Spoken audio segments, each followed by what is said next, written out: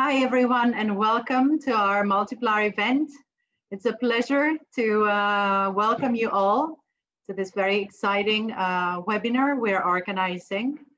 Hello from whatever corners of this planet you all are at the moment, and I see that some of you are in Thailand, others in Greece, Italy, Finland, Germany, Spain, the US. Oh my goodness, there's so many. It will take really a lot of time to encounter all the different contexts where you are right now. But this is really so exciting to be able to address and see all of you. At least I get to see quite a lot. We need to start our program and actually what we have on the program. And right now, what I'd like to do is to invite two very important people to start and greet you all. The first person that I would like to take the screen, not the floor, because we're not face to face, so now we have to change our vocabulary a little bit, is our Vice Dean of Research, Dr. Finn Ordsdottir, that I would like to invite and greet you all and say a few things. So Finn, would you like to take the screen? So I'm going to be moving. Thank you so much, Dina. Dear Enrich webinar participants, as Vice Dean at the Faculty of Teacher Education and International Studies, I am very proud of the fact that Oslo Metropolitan University hosts this event. Communication in multilingual classrooms has hardly been more important globally and nationally than today. And it's of utmost importance that high-quality research on linguistic practices, didactics, and teaching methods is carried out. In Norway, for instance, the situation has changed radically during the last 50 years. An influx of immigrants and refugees with different languages from African, Asian, and other European countries has altered the composition of Norwegian classrooms and generated a great need for new approaches to teaching and to the understanding of a complex linguistic situation. At our faculty, this has had a strong impact on teacher education for kindergartens as well as schools, for our study programs in interpretation, and for the development of diversity literacy in general. We are fortunate to have the Norwegian National Center for Intercultural Education, NAFO, at our faculty. This is a great asset for us when it comes to teacher education. NAFO's web-based learning resources in different minority languages is really making a difference when it comes to minority pupils and their families' possibilities to participate in the Norwegian society. The Center's online bilingual teaching program in science, math, and English for recently arrived pupils with Arabic, Somali, and Tigrinya as their first languages is an outstanding example of giving access to the curriculum for groups of pupils who otherwise would have strived to achieve the expected learning outcomes. Translanguaging, the use of different language resources in communication, and the acknowledgement of the multilingual speaker as one who uses his or her languages as an integrated communication system lies at the very heart of these activities. For instance, Arabic, Norwegian, and English are languages used in approaching themes in math and science in the online classrooms staffed by teachers who are proficient in all three languages. The Enrich project highlights the use of English as a lingua franca in the multilingual classroom. This is an interesting, promising, and challenging approach. And I really look forward to be acquainted with future results from the Enrich project.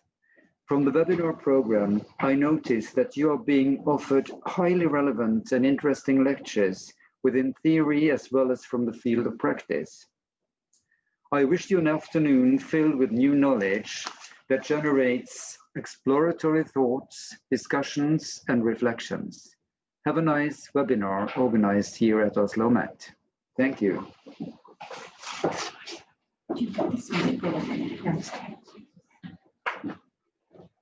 Yes, thank you, Finn. That was, thank you for your time, and thank you for this very important introduction to our webinar. Before we move any further, I'd like to invite one other equally very important person to say something to all of you in ENRICH-EU. Her name is Nana Paske, and she is the study leader of the Department of Primary and Secondary School Education here at OsloMet. So Nana, would you like to say something? Yes, good evening, everyone. I'm really pleased to welcome you all to this Enrich Multiplier event. And I really want to share some photos with you before I start my welcoming. Okay?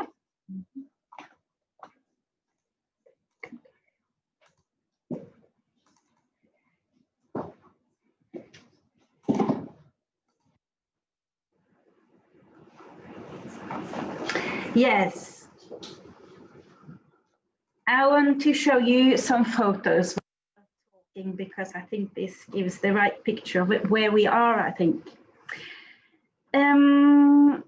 Last time I met the project group, I think that was in the fall 2019, and I had the opportunity to meet the group, and thanks to Professor Dina Sagari, who invited me to make connaissance with the ideas of integrating English as a lingua franca in European classrooms.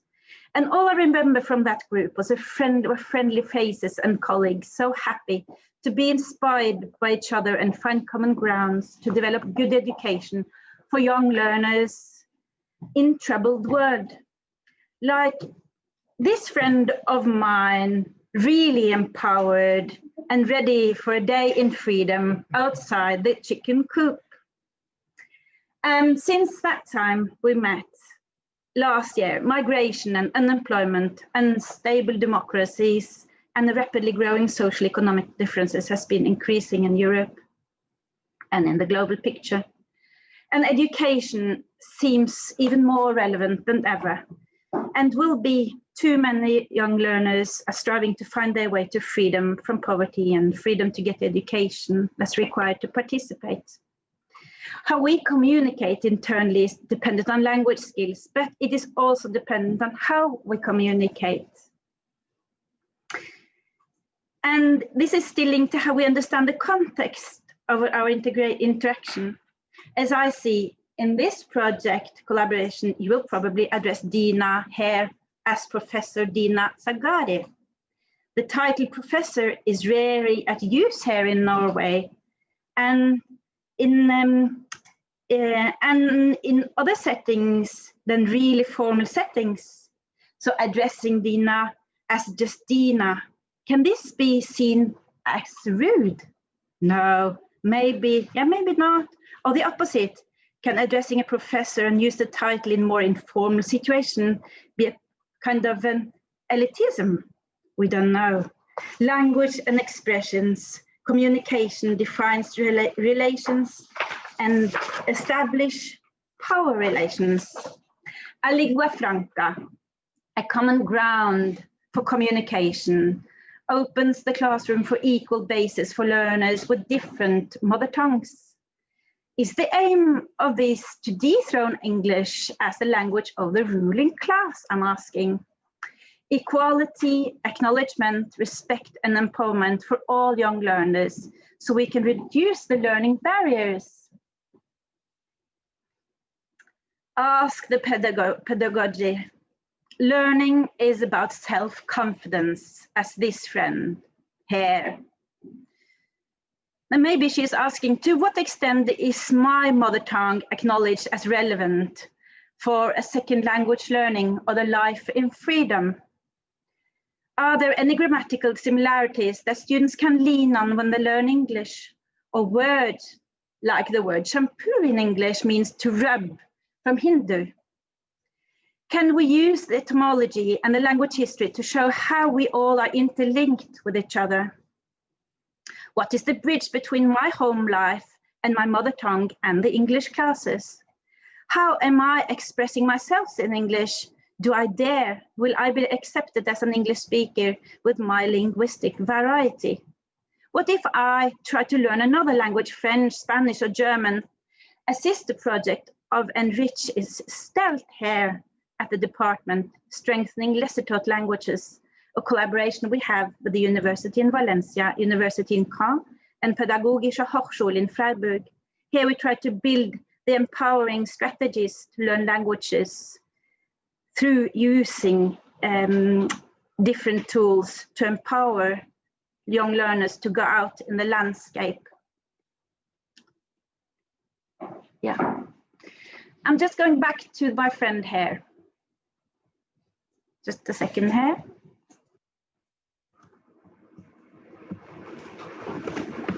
Yeah. Colleagues of ours from our department works in many ways in different subjects, to develop the didactic tracks and tools to acknowledge different backgrounds and cultures and religions, to enrich values and principles to ideas, to find and build the gap between la langue familiale et la langue soutenue and the schooling world.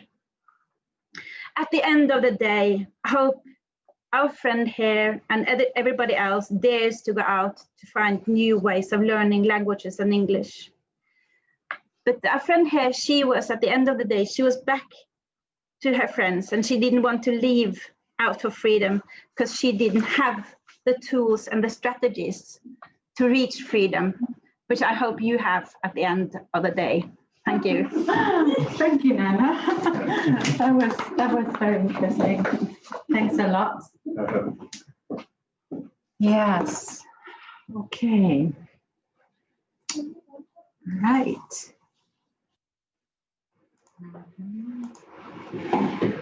Right. Let's go back. Wow, that was very nice. Thank you, both of you, for introducing and backgrounding our webinar. It's a pleasure to have you both. But we need to hurry up and we need to start basically in a minute with our plenary speakers. And I hope that our friend finds the way and finds the language as well. Nana, thank you for that. I'm just a little bit concerned about sound, so I don't know how sound is, with the quality of sound from your end. If you can write a couple of messages in chat so that we know whether the sound is okay. Yeah, I've already got some. It's perfect. Okay, thanks a lot, everyone. Right, now I'm just gonna introduce our event, and I'm just trying to reach out to my slides. Just 1 second. Let me get there. Great.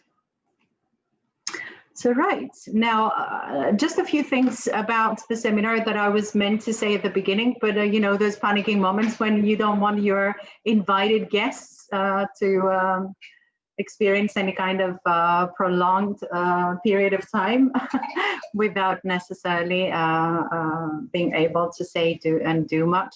But right now, what I'd like to say is that the event of the day is sponsored by the Enrich Erasmus project. And our event is a multiplier event that is diffusing and disseminating the project. And we have a title for that. We call that Enrich Me. ME stands for multiplier event, but that was meant to be upon linguistic diversity in English language teaching. So this is what we're going to be moving into. But first, some practical information for all of you. Just a few tips for the Zoom meeting. Please try to avoid disturbances because we are recording this session. Please use the mute function, or maybe perhaps you might like to use headsets for better quality of sound. Please use the chat for questions and comments. In the program, I'm sure that all of you have seen that we have about 15 minutes for Q&A questions after the plenary speakers present their speeches. And then please note that we also have an evaluation questionnaire that we would like you to be able to answer at the end of this meeting. I'm going to place the link in a minute in chat so that you can have access to that.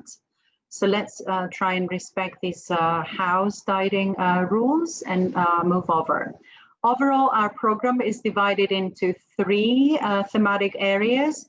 First, we're going to get presentations from our honorable speakers, Anna and Ingrid, that I'm going to be presenting in a minute. Then the middle part of today's program is very much focusing on giving you the background and the work that we've done for the Enrich project. And then we are so very looking forward to having discussions with our, with our teachers who were involved in the implementation of one phase of the project. Then, of course, we are expecting our Enrich partners and all of you to come in with questions and have perhaps a discussion with all of us at the end. And then we're going to conclude the seminar around between 6 and 6:10 this afternoon. So I'd like now to invite our first plenary speaker, Professor Anna Mauranen, who's a professor and research director at the University of Helsinki. Just give me 1 second, because I'd like to introduce Anna in a much more, maybe perhaps, way that we feel that we need to pave the way before her presentation. Just a few things about Anna. Her research and publications include, of course, ELF, that is English as a Lingua Franca, academic discourses, corpus linguistics, and language processing. Anna is co-editor of Applied Linguistics, a very well-known journal. Quite a lot of you know about this already. And formerly, she was the founding co-editor of the Journal of English as a Lingua Franca, a very important journal.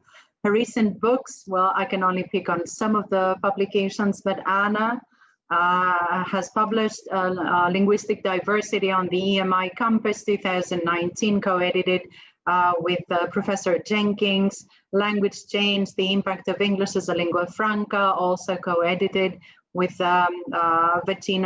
Vechinikova, Exploring ELF, Academic English Shaped by No-Native Speakers, and so many more. But Anna, I don't really want to take any more time from you. If there's anything else you would like to share with the audience, please feel free.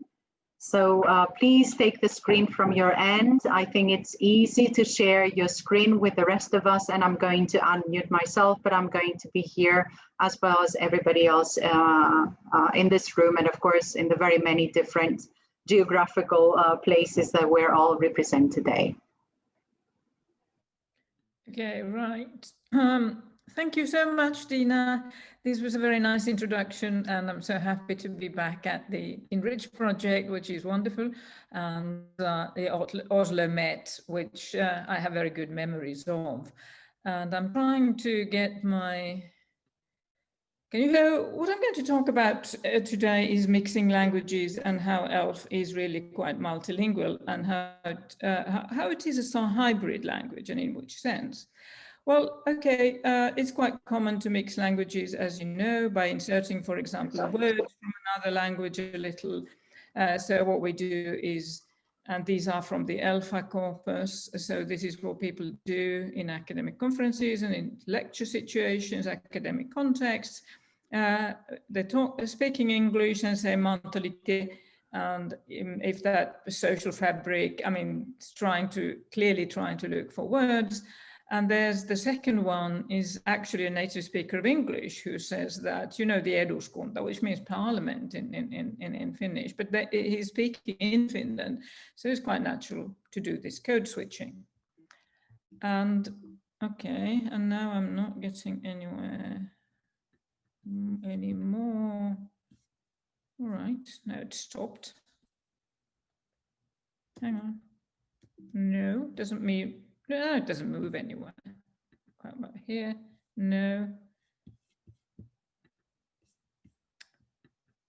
All right, it's not moving.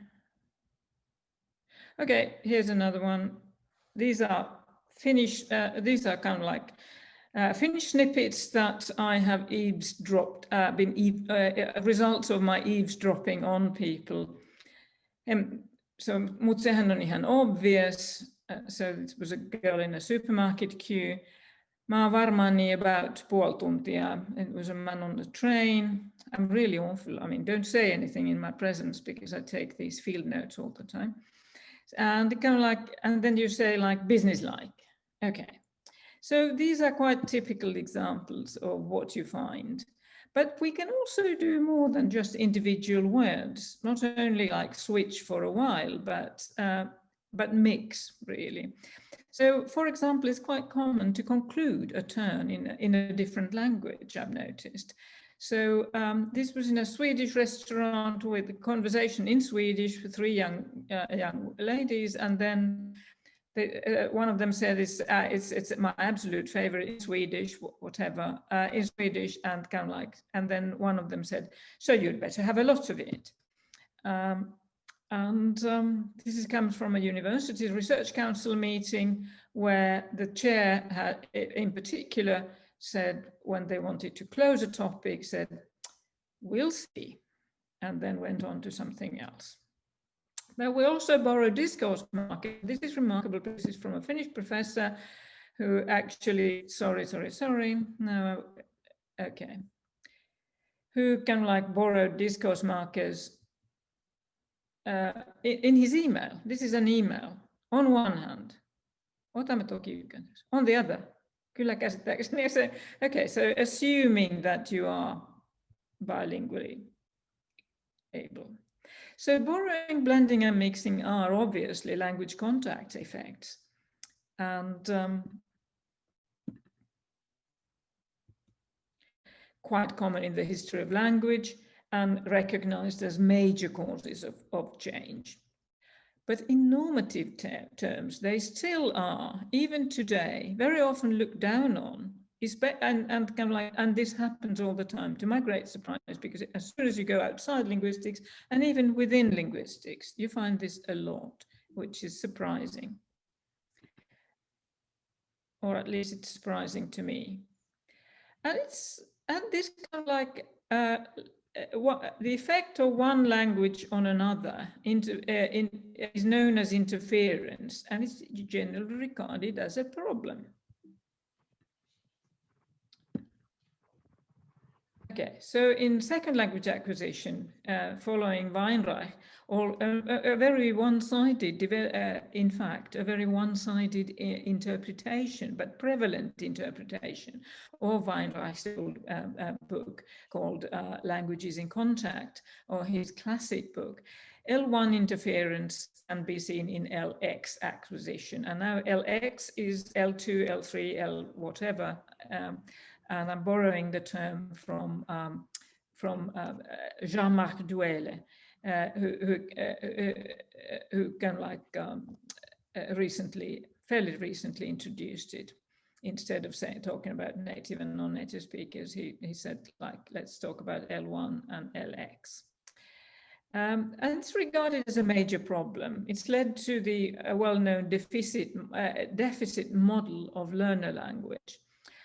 And a similar thing actually happens in translation studies. You may or may not be aware of it, but so interference from the source language is seen as a systematic bias in translation. So it's very much looked down on, and it's usually called or it's been known as translationese, meaning it's something that is caused by the translation and it shouldn't really be there. It's a bad thing if you look at what these guys write. And I think it's really interesting that if we look at this is interference in two ways, because in SLA, it is from the L1 to LX. So you're supposed to learn something that you haven't learned. And that's why it means deficit. Whereas in translation studies, translators, especially of fiction, but of larger books, they usually translate into their first language, not necessarily in the EU, but everywhere else. So the LX, the other language, is translated into your first language, but they still call it interference, which I think is quite interesting. And closer to home, it has been suggested that in ELF studies, we should also give more attention to L1 interference. And this has been, actually it was 2019, not 18, 19, and Selhatin 2020, which, and I think it is really interesting. But I'm coming back to this question at the end. I'm going to give my answer to it. So in principle, ELF and translation are symmetric opposites. Do they have anything in common? Because translation really is rendering text into the first language, whereas ELF is spontaneous discourse in a second or additional language. And the research has been made separately altogether. But there are shared strands, and I'm looking at those in the next few minutes, as much time as I have left. Traces, there are always in both of these traces of at least one other language in the language of current communication. Okay, so we do have a kind of like language of current communication. It's the matrix language. It's kind of the primary language of the communicative situation. And it is there in a way, it is there, and we're using that, but there is something strange according to these normative views. In actual fact, most people in the world, or more people in the world, have some knowledge of more than one language. It has been known for quite a while. More people have this knowledge than are completely monolingual, and it's changing all the time, favoring the multilinguals. And even monolinguals know, of course, different dialects, registers, styles, and they can usually go between those and alter them and change them during the same day if need be, or within minutes. So all of these people, monolinguals and multilinguals alike, they have linguistic repertoires or idiolects, which are heterogeneous. But the tacit assumption underlying most underlying standard languages, as well as teaching, is a community of monolingual speakers, and especially speakers who are wrongly, I think, described as being users of the standard language, as it were, standard language only. But multilinguals in reality are different from monolinguals, the rare species of monolinguals, because they have, to use Cook's wonderful term, multi-competence. Let's look at different levels of how this pans out. At the macro level, what we have in both translations and ELF is the proportional overrepresentation of the most frequent vocabulary. So in translations, we have known this for quite a while, but in ELF, the same thing actually holds true, because I knew it, of it in translations. I did some work on ELF as well. So what about it? If the most frequent vocabulary is, as it were, proportionally overrepresented, as it were, should we conclude from this that language contact is detrimental to lexical richness?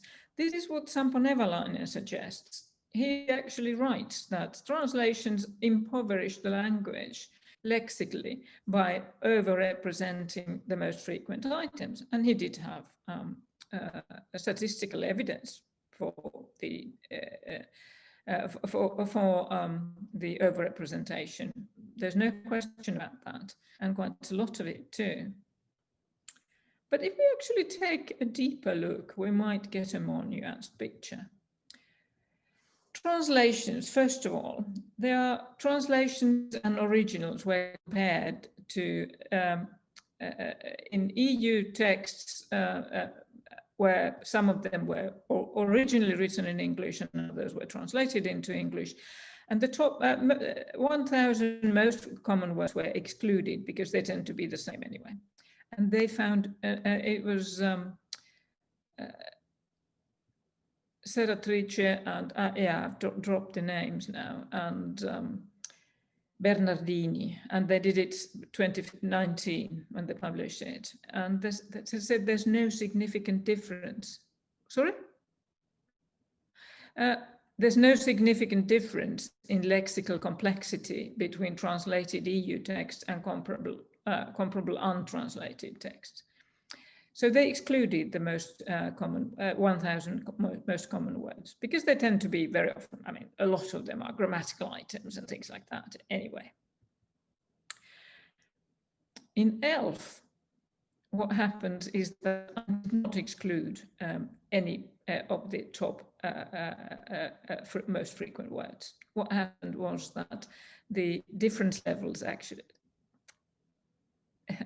even out at very high frequency, the 200 most common words. After that, you get the same number of words proportionally. There's nothing really that goes on beyond that. And this is something that they missed out on in the translation studies and actually in other previous studies. I mean, previous translation studies well, nobody else has done it in ELF, so yeah.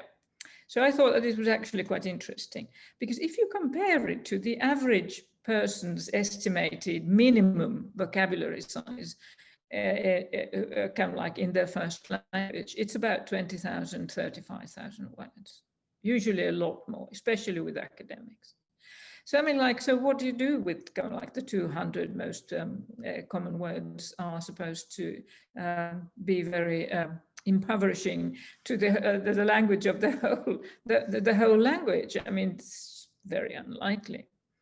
So what we actually find, yeah. And if we look at the role of the most frequent vocabulary anyway, by a conservative standards, you look at a monolingual native speaker-based dictionary, and it accounts for most use in any case. So less than 2,000 of the most frequent words account for 75% of all English usage. Okay, and this is kind of like native speakers. So, what is being impoverished if there's slight preference for the 200, couple of hundred or most frequent words? Nothing much. So this is just kind of a myth. All right. So really, I mean, I don't think that this is going to ruin English or anybody's English at all. But I'd like to move on to another macro level contact effect, which I think is perhaps more interesting in the or kind of like, maybe it's not more interesting, or it's kind of like more it has been recently more thought-provoking for myself because I did not realize it so well, although it's from my own old results. But if we look at, all right. Yeah, it's playing up a bit, but never mind. So a comparison of multi-word units in translations from several different languages into Finnish, something that I did research on earlier on. So multi-word, kind of like phraseological units, and similar texts written originally in Finnish, they suggested that translations from English deviated from the Finnish originals more than translations from other source languages. So what do you make out of this? It's not self-evident.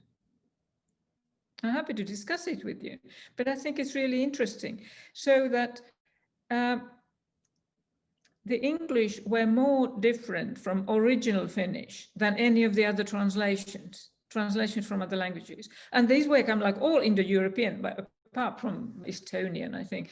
They were kind of like from German, Spanish, Italian, Russian, I mean, like not like closely related languages or anything like that. So it is really interesting. And yet, if we think of what happens with kind of like, these were published texts. So the well-established phenomenon of source text influence on translations passed through the filters of two categories of language professionals, not only the translators, but also copy editors with the publishers. And they're pretty strict in Finland, and especially were at this time when we collected the data, which was late 90s until kind of like 2005. So, I mean, honestly, this is, so it means that the copy editors did not pick it up either. So it seems that there is something going on that is collectively more important than an individual translator's error, because they were all different translators as well. And there was, I mean, we had a 10 million word corpus. It was reasonably good and very parallel. And of course, I mean, you might easily put it down to the exposure to English, which has grown in Finland, like many other countries, far more than the proportion exposure to any other foreign languages, since individual foreign languages, since the 1950s. So what happened was that these people all accepted English likeness while not accepting French likeness, or German or Swedish or Russian likeness to an equal degree, if you see what I mean. So their native speaker intuition about what's normal Finnish had changed. It had altered as a response to all this exposure. This is my interpretation. So frequent exposure to a given L2 is powerful, even if you don't take any trouble to learn it or anything, just exposure. Because it already that can influence our fundamental intuitions about our first language. So the first language intuitions are not as impermeable, perfect, and wonderful as the mid-20th century scholars like Chomsky were suggesting, and many still believe. So this is very similar to observed L2 influence on learners' first languages that Vivian Cook has talked a lot about. And Jenny talked about language leakage in ELF, saying that, you know, it's multilingual because there's a lot of traces of other languages, which we know by now. And also part of the general tendency of multilingual languages inescapably influencing each other. There's no way out of it. So multilingual experience leads to language blending. Now we look at, that was the macro level. We'll come back to that, in fact. Let's look at the interactional level. We have two things, explicitation and accommodation. Strictly speaking, explicitation is different in translations from ELF, because translators don't interact with anything but the text. But we still find the same phenomenon, and there's a slightly different explanation. So what we have found over the years and decades with in translations, there are more cohesive devices than comparable original texts in the same language, more words, they're more wordy, and there are more explanations as well, cultural explanations, for example. Whereas in ELF, which is truly interactional, there's more repetition and rephrasing and more what we might call fronting, or that is also called left dislocation, like here. Well, this is very Scandinavian, of course. Scandinavian languages do this a lot. This citizenship, how much does it influence the people? So you front the subject and then replace it by a pronoun in the clause. Or the converse, the tails or right dislocation. In lab studies, they are quite similar, the genomes, okay? The genomes, right? And we could say that in English, or kind of like in ELF or any other kind of like spoken language dialogic exchanges, these explicitation practices are connected to the more general process of accommodation, which draws on accommodation theory. So speakers converge or diverge at various levels of expression, from phonology to discourse. And it also has a different name called resonance, which particularly wants to include these other levels apart from structure, because sometimes certain phenomena are called like are related only to structural features, which is not the case in ELF research.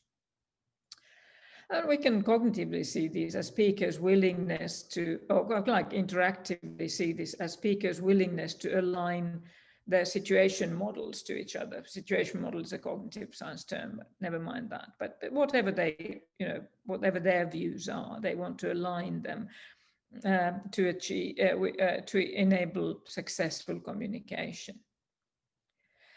Alignment takes place through automatic processes across levels of language. So we can include lexical choices, pronunciation, or grammar. And it is a property really of social interaction. You can't accommodate if you're not interacting with somebody, but interwoven very much with cognitive processes. And we'll come back to the cognitive processes very soon. Because interaction and cognition are very much interwoven. So multilinguals operate unavoidably as multilinguals, even in a monolingual environment, because their whole repertoire, which, as we already established, is heterogeneous and is involved in all their communicative activity. Lots of people have said this, for example, Pavlenko and etc. But they are, of course, they are also able to operate monolingually, like we are doing all here. I mean, we're all speaking English, and yet none of us speak only English. So, in other words, without ever code switching. So, for example, Michel Paradis has shown this quite clearly, that yes, of course they can. But I mean, you actually have to show it because we all know it. But anyway, it has been shown as well. Sorry. So, but even if they don't, and these are again cognitive researchers, even if they don't overtly use another language, its elements are still alive in their processing system. And this is the key point. So let's look at a cognitive process of priming, because it relates to interaction as well. Okay, I'm trying to, come on. All right, not everything. Priming is an automatic and non-conscious process. It's a tendency of speakers to repeat what they have recently comprehended or produced. It's a kind of recency effect as well. Okay, so people, and we know that this happens in interaction too. It's the central site of priming. Because alignment with your interlocutor generates priming effects because the brain is so strongly attuned to its social environment, which is essentially other people. As Rita Hari, the renowned brain scientist, had said that the other people are the most important environment to the brain. So, so this is what happens. The brain is strongly attuned to it, and it's something that happens in interaction. So it's both cognitive and interactional. So conversation acts upon the brain. So the interface between interaction and cognition is crucial for understanding how linguistic influence passes from one individual to another. How do we actually take up each other's expressions? For ELF, the intriguing thing is that priming can also take place, and it's not only in ELF, it can take place even in monolingual native speakers. Priming can take place even when the relevant expression is to be ungrammatical. There's actually research on this, which I think is quite interesting, that people are asked whether something is grammatical or not, and they say no, and a bit later they hear it, and then they repeat it in interaction. When ELF users accommodate to each other's speech, they may also repeat non-standard forms, therefore. Yeah, and they're not publicized. They're not publicized, no. That's a question of something other. Yeah, I most certainly agree that you can't publicize in the scientific journals. And now we know that they did not mean publicize, they meant publish, right? Okay. So, yeah.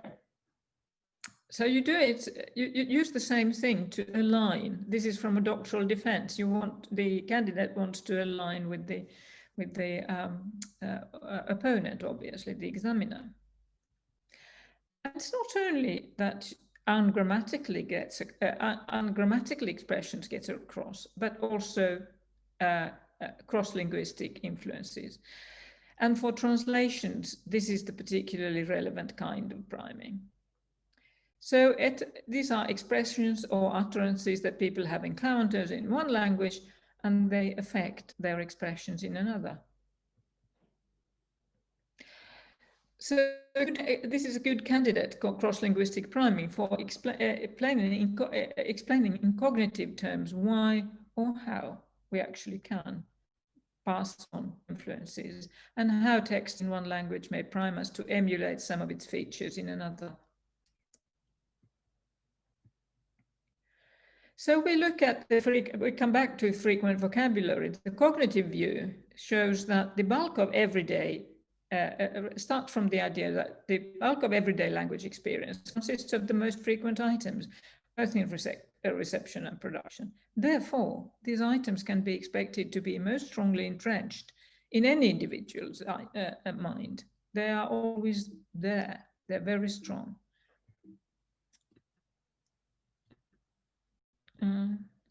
And the same goes for structures. Sorry. Okay, well, anyway, the same goes for structures, because they're also best entrenched. And these processes, well, we must assume that they are the same in any language that you use.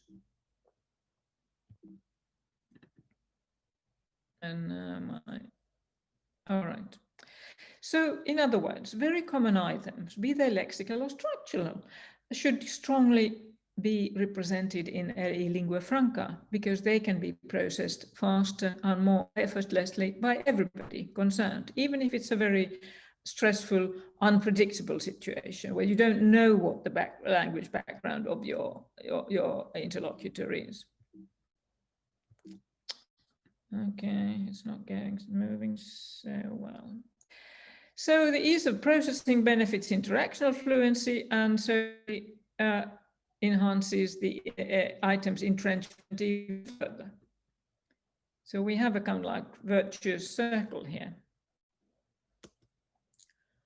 Okay, sorry. I need to go back. Can I go back? No, it doesn't seem to like going back. All right.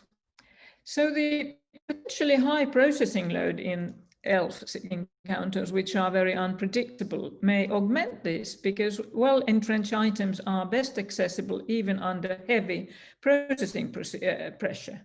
So it's not surprising that we strengthen these in ELF. Whereas in translation, they also face a high processing load, because they receive input in one language and produce output in another, going back and forth all the time. And it's cognitively very, very demanding. So the activation threshold hypothesis says that for an item to be selected in a multilingual's mind, its activation must exceed those of competing items, which are simultaneously inhibited. So the translators working must do both at the same time, inhibit something and activate something else. But unlike L2Us, such as ELF or SLA, there is no overall more activated language for translators, because which would be more accessible, because they continually alternate between activation in two languages. So, in sum, overall, we can think that we can see that the macro, meso, and micro levels of language interaction, and cognition are separable but crucially influence each other.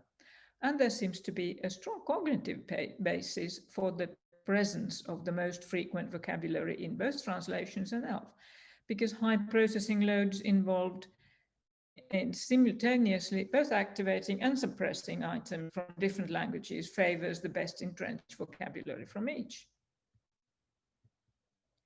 So in ELF, the priming effects come about mainly through interaction, which is apt to strengthen items with wide currency, like common lexes and structures.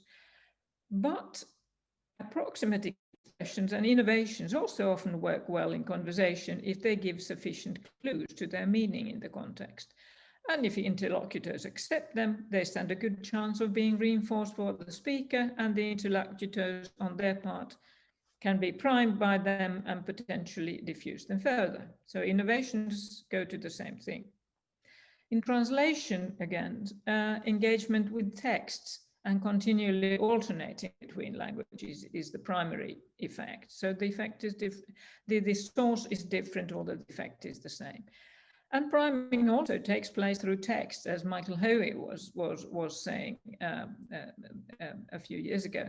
So translations indicate this quite clearly. And then again, it filters upwards to the macro level. So individuals' linguistic intuitions are inclined to change on account of extensive exposure to foreign languages.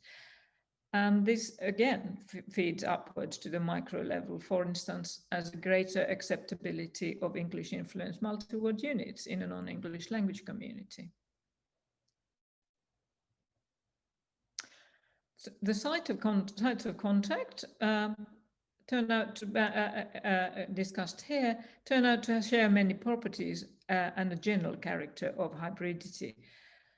Whereas translation manifests first order language contact, ELF is nevertheless more complex, because in ELF, the first order contacts, or the similex, come together in interaction and affect each other, constituting so that they together constitute second order contact, which is qualitatively different. Some people call it secondary hybridization in very different contexts with Creole and Pidgin research. So should we worry about L1 interference in ELF, which is what I started off by asking? No, because first of all, the question itself already implies a dated dichotomy. In reality, influences are far more complex. So for example, in ELF, L1 effects from specific other languages would not contribute much to understanding the special characteristics of ELF, which result from complex influences. And secondly, it's embedded in the notion of similex already. And the vital point about ELF is that it's second order language contact. That's it then. And okay, so my very last words. Language is a process, not a thing. And they're continually changing at different speeds, under different influences, adapting to new circumstances and intermingling. ELF is at the cutting edge of all these multilingual flows as they manifest themselves today. And teaching ELF-sensitive English is taking language teaching to a new era, thanks to these wonderful projects like Enrich. Thank you. That's it. Sorry to have taken up too much time. Yeah. Wow, thank you so much, Anne, and thank you for the very nice things you said about the project. But your presentation was so full of so many good input. But since we're running out of time, may I suggest that we take all questions at the end, because your presentation so very much paves the way for what Ingrid is going to come in and talk about as well. So your work actually and what you just said backgrounds Ingrid's presentation so very nicely. So I'd like us to proceed with Ingrid's presentation, and then we take all the questions and the comments from the audience at the very end. Would you agree with that? That's fine. Yeah. Yes. Okay. So thanks a lot. So Anna, may I just ask you now to unmute? Thank you. And I'd like to give the screen to Ingrid. Ingrid, are you with us now? Yes. I'm just going to say a few things about Ingrid. Ingrid Rodrik-Weiler is a lecturer and a PhD candidate in teaching English at the Department of English of Teacher Education and School Research, University of Oslo. She has previously taught English as an additional language in the United States, Palestine, and Iraq. Wow. Her main research interests are multilingualism and writing instruction in English classroom.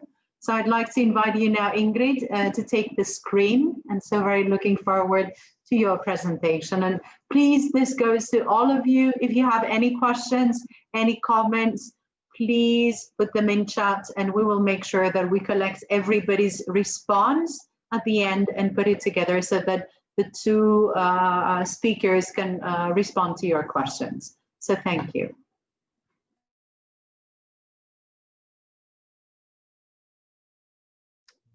All right, thank you so much, Dina. Are you able to see my screen okay? My presentation? Good, I see a nod and a thumbs up. Well, thank you so much to Dina and to the Enrich project group for inviting me today. I feel honored to be presenting alongside Anna Mauranen. and it's quite a nice surprise as well to see how our topics are quite similar today. So I'll also be talking about translation, but with a fairly different entry point, as I'll be talking about students as translators, and then specifically in the context of linguistically diverse classrooms. All right, to give you a quick overview of my presentation, I'll give just a little bit of background about translation in English teaching and then student writing, as my focus is on writing. And then I'd like to spend a little bit of time talking about my theoretical entry point to translation, which I think helps us to think about students as translators in a new way. I'll then present on a study that I've done along with Joke de Wilde and with a few implications for English teachers. So as Dina said, Anna has already given some really interesting background on translation and second language teaching. And perhaps the way that I can build on that is that what you'll see, I would speak of translation in language teaching in the past 100 years as a somewhat conflicted relationship, where as many of those of you who are with us today would probably be aware that you have done some translation or are aware of there being some translation in your language teaching, especially in what we've traditionally thought of as foreign language settings. But then if we can go back to the translation studies that Anna has presented about, we have this historic split at the beginning of the 20th century, where translation was in some sense excommunicated from the language classroom. And you have the domain of translation studies on the one hand, and then with the direct method gaining in popularity, language teaching starting to favor monolingual methods, and then the communicative language teaching that many of us have been trained in is in some sense the inheritance of the direct method, which has not given much of an explicit role to translation. However, that seems to be starting to change in the past 10 years or so, maybe a little bit longer. But there's still something of a discussion about what might be distinct for translation in linguistically diverse classrooms. So we see some publications suggesting that maybe translation, although pedagogically useful in some ways, might be less useful in linguistically diverse classrooms because the teacher is there by definition not able to understand all of what students are translating. Then on the other hand, you have a number of authors arguing that on the contrary, translation is especially useful in linguistically diverse classrooms. And then these are some of the benefits that they mention. It can be a way to activate various students' background knowledge. allow students to participate right away, even if they don't master the language of instruction. And also raise metalinguistic awareness that you can build on. Of course, these are benefits that we can see in more linguistically homogeneous classrooms as well. But in the linguistically diverse classroom, they might be especially important. And so I would suggest that we might be able to think about translation as an inclusive pedagogical approach in multilingual classrooms, as the Enrich aims state. Now, translation in students' writing process is what I'm focusing on today. And there have been more studies that have looked at this question from an experimental standpoint. Now, many people might be surprised that most of these studies actually point to students' writing increasing in effectiveness, accuracy, or fluency when they're using machine translation, especially if they receive training in how to do so. However, different studies, unsurprisingly, do point to different drawbacks of machine translation and using other translation tools as well. One being, for example, that it doesn't necessarily train students to do the same thing once they are not allowed to or don't use the translation tools anymore. What I have found fewer of are studies that look at how students use translation normally, so outside of an experimental setting. But there are a couple. There's one study of a single newly arrived Chinese immigrant in New York that documents some of the strategic ways that he used Google Translate. And then here in Norway, there's been a study of a newly arrived Afghan student. Part of what's interesting about that study is that translation was for her not necessarily a pragmatic strategy, but a way for her to connect emotionally with the words that she was writing in a new language. And both of these studies interpret translation as examples of either translanguaging or translingual practice, which is a concept that I'll talk briefly about just now. So, translanguaging, translingual practice are words that have started to be thrown around a lot in language teaching in recent years. In this presentation, I'll be drawing on the concept of translingual practice, which is formulated by Suresh Kanagaraja. It has two rather simple premises. One being that communication transcends individual languages, the other being that communication transcends language itself. And I thought I could show you an illustration that might make this case a little more persuasively. So the other day, my son, who's bilingual in Norwegian and English, drew this rebus for me. And if you speak Norwegian and English, it's possible that you'll be able to interpret these pictures to come up with something else. But for all of us, I'll give a clue. So the first word that he was thinking of was blyant, which is the Norwegian for pencil. And then the second drawing here represented to him the English word ant. And so if we take blyant minus ant, we get bly, which is the Norwegian word for lead. And I like this as an example of translingual practice because it shows us that in a multilingual mind, communication is not necessarily reductive to just language versus image or just one language versus another, but that the full meaning of the message might be dependent on the full combination of resources that somebody brings to the communicative act. Now, in communicative language teaching, we're used to talking about communicative competence. If we take a departure from an individual language as our reference point for a moment, what kind of competence can we speak of in a translingual orientation to communication? So Kanagaraja's suggestion for this is what he calls performative competence. It is a knowledge of how rather than a knowledge of what, developed through practice, a competence for encountering new and unexpected situations.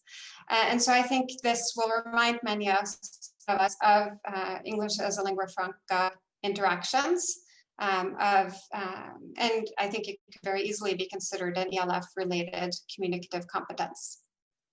Now, I noticed that Anna also used the notion of alignment in her presentation.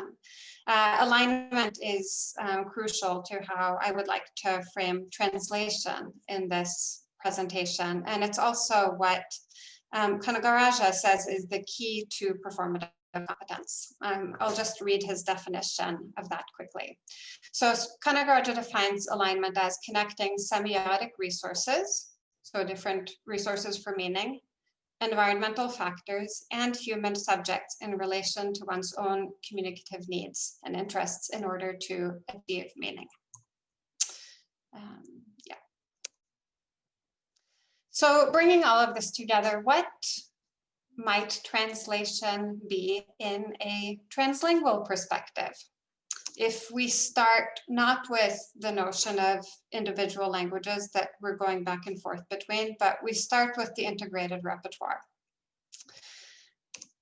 One suggestion that has been brought forth is that we actually go back to a rather old classification by Roman Jacobson from 1959, where he describes translation not as the act of going between two languages or interlingual translation, but that we can also have intralingual translation, where we translate a message within a language, or we can even have intersemiotic translation, which we did in some sense looking at that rebus, translating from a picture into a word.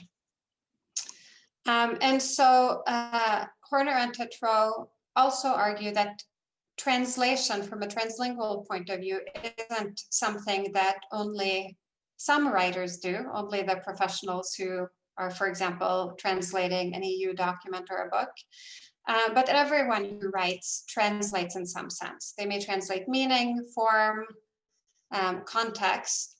And so they argue that looking at translation from a translingual point of view means that we might focus more on the person carrying out the act and the choices that they make about re-expressing meaning, what they call authorial labor. Now, in the study that I'll move on to presenting, we were interested in students, so language learners as translators. We had two research questions, one being which strategies students use to verify or improve the quality of their translations during in-school English writing, and then the other being which orientations they display towards translation. You can think of that as their beliefs, their dispositions, their attitudes towards translation. The study was carried out in 2 lower secondary English classes for recent immigrants to Norway, with 22 students altogether. And you can see that these were very linguistically diverse classrooms. Among the 22 students, they reported that there were 24 different languages in their repertoires. And the students had varying levels of English proficiency, another dimension of linguistic diversity. The overall approach to the study is linguistic ethnography. I don't need to bore you with the logical details, but 2 points that I think are important for understanding is that a linguistic ethnography is based on, it's an in-depth type of study done over time, and that what you are looking for are the participant perspectives. And so when we're defining translation quality, what we're interested in is the student's perspective on quality. again, I don't want to go too much into the details of methods, but just to help you understand what I'll be presenting examples of. These are the types of data that are included in the study. So the study involved both observation, document collection, and interviews. One data source that ended up being pretty, in particular, very important were screen recordings of students' computer screens as they were working on writing. And then I used excerpts from the screen recordings as well as some of these other data sources in interviews with the students. Now, based on these data, we found evidence of two types of strategies. We called them linguistic strategies and mediational strategies. And we also grouped the students' orientations into two overlapping groups of orientations. On the one hand, affirmations of translation, and then on the other hand, expressions of trying to avoid translation. So I'll go ahead now and explain each of these and give an example of each one. So linguistic strategies are strategies in which students manipulate language in order to verify or improve a translation. And these were some of the specific strategies we saw. Students would change input terms within the same language. They would back translate, which means that you flip the input and output languages. They would compare with alternate translations, translate in phrase or sentence level context. So for example, translate a whole sentence, even when you're just looking for one word. They might reference a monolingual definition, either in the source or output language. And some of them also change the input and output languages. And I'll show you an example of that now. But first, a point to make. These linguistic strategies to us parallel the first dimension of translingual practice, the fact that communication transcends languages, different languages. So I'd like to briefly go through an example of a multilingual translation strategy used by a student called Elpida. I'm aware that we have some speakers of Greek here, so perhaps also Albanian. So we'll see if I make some new discoveries today. But here you see a screenshot from Elpida's screen recording, and I'll give you a link at the end of the presentation if you would like to watch the full video of this sequence. But for the sake of time, I will summarize for you what we saw in this translation. So this translation sequence takes about 3.5 minutes, if I remember correctly, and the student does a lot here to try to arrive at a translation. She starts off translating several sentences from Greek to English. But then what was interesting to me was that at one point she switches the output language so that she is in English class writing an English essay, but she switches so that now she's translating from Greek to Albanian. She modifies her input in Greek so that she gets different translations in Albanian. And then eventually she goes back to English. And if I can point out one last thing here, you can see that that sentence that she's gotten here in English in Google's Translate is not exactly the same one that she writes in her paper in line 10. So to break down a little bit what she does here, she's produced and considered 6 similar terms: amazing, unlikely, possible, and then 2 Albanian lexical items, which translate roughly as impossible and unbelievable, and then finally the English term unbelievable. She ended up choosing unbelievable, which she told me was because she wanted a word with adequately negative connotations. And she also explained that this was a strategy that she'd developed because she'd noticed that machine translations into different languages often differ from each other. Now, mediational strategies overlap with linguistic strategies because all translation is mediated. But we focused on what students were manipulating more directly. So mediational strategies are strategies in which students select tools, channels, or modalities of translation to verify or improve a translation.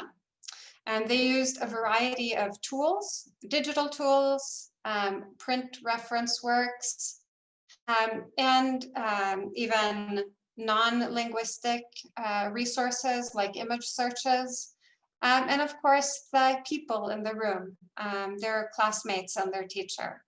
And the most common mediational strategy was simply to consult more than one channel. Now, just like the linguistic strategies parallel the fact that communication transcends languages, mediational strategies to us parallel the second dimension, that communication transcends language itself, also involving different semiotic and environmental resources. Due to the time constraints, I'll show you a fairly simple example here, simply using more than one tool. This is a field note that I took in the classrooms. And here we can see that a student called Jennifer first looked up a translation in Google Translate. Like many of us, she picked up on the fact that Google Translate isn't always reliable. And so she also checked a second tool, an online dictionary called wordreference.com. She, in fact, then also did a back translation and then finally used the word save in a sentence that she was writing. Harriet changed the history of African Americans by saving them from slavery.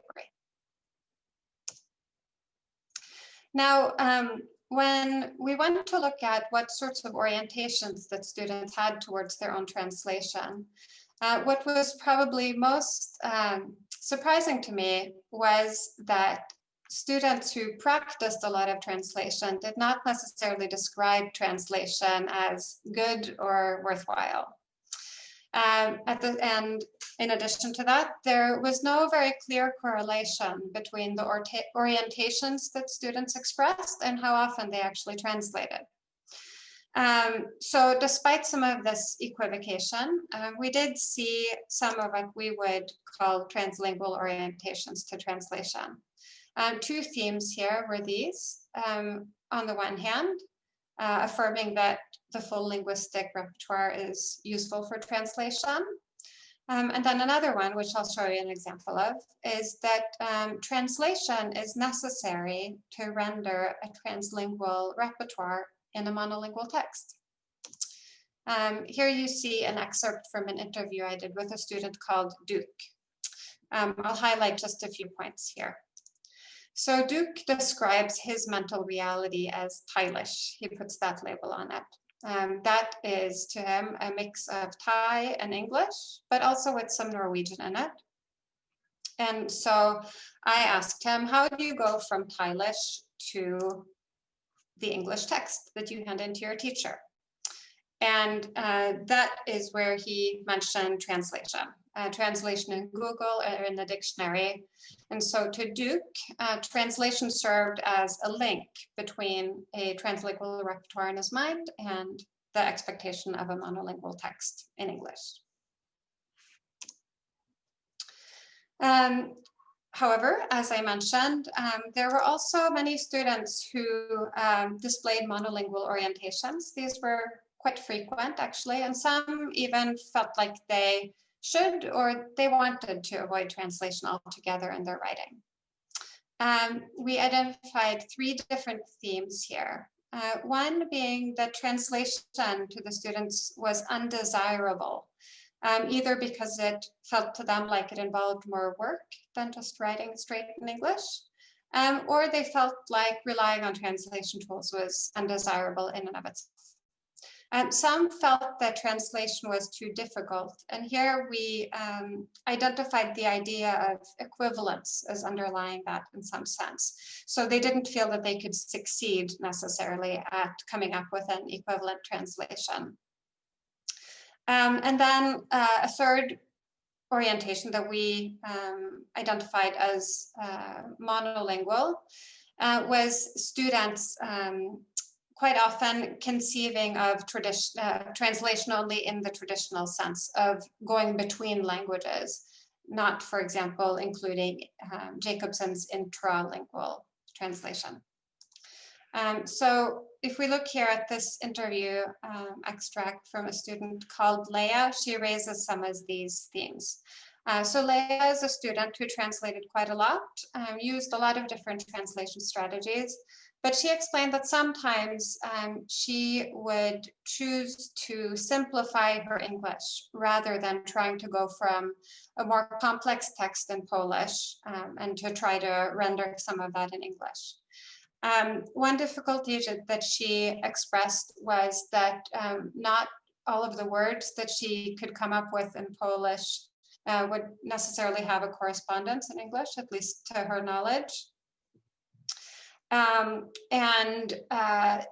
So she felt that rather than do a poor translation in a sense, where she couldn't reproduce her meaning exactly, she might just go ahead and write straight in English. And then we can see in the second, and the final line, and the second to final line here, that she also mentions the fact that if she tries to express something too complex, then she might have to go to Google Translate.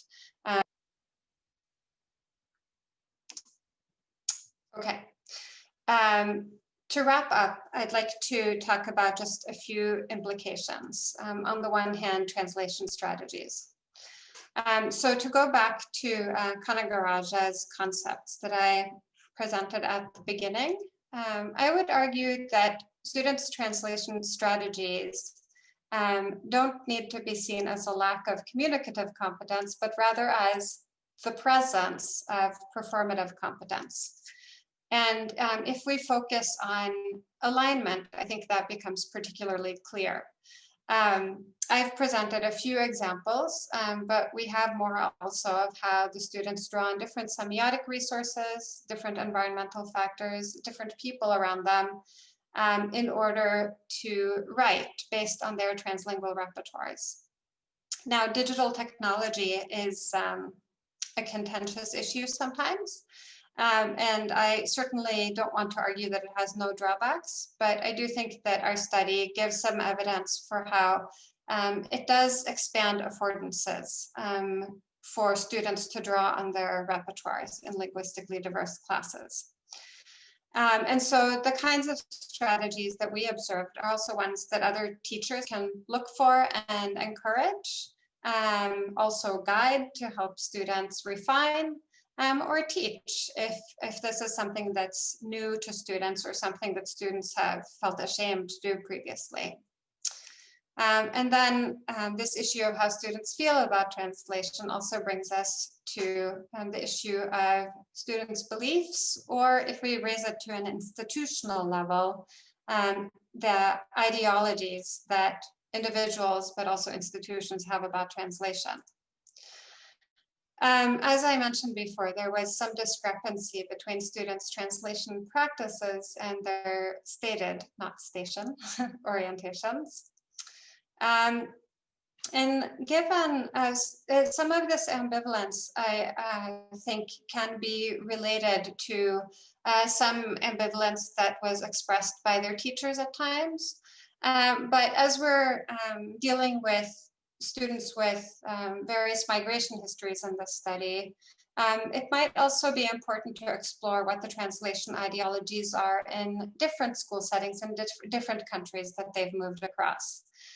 Given the fact that translation has had a fairly minor role in communicative language teaching, I think it is instructive to look at the English language teaching field as a whole, and the role that translation has been given there also as a potential reason that students might not have absorbed more positive dispositions towards their own translation strategies even.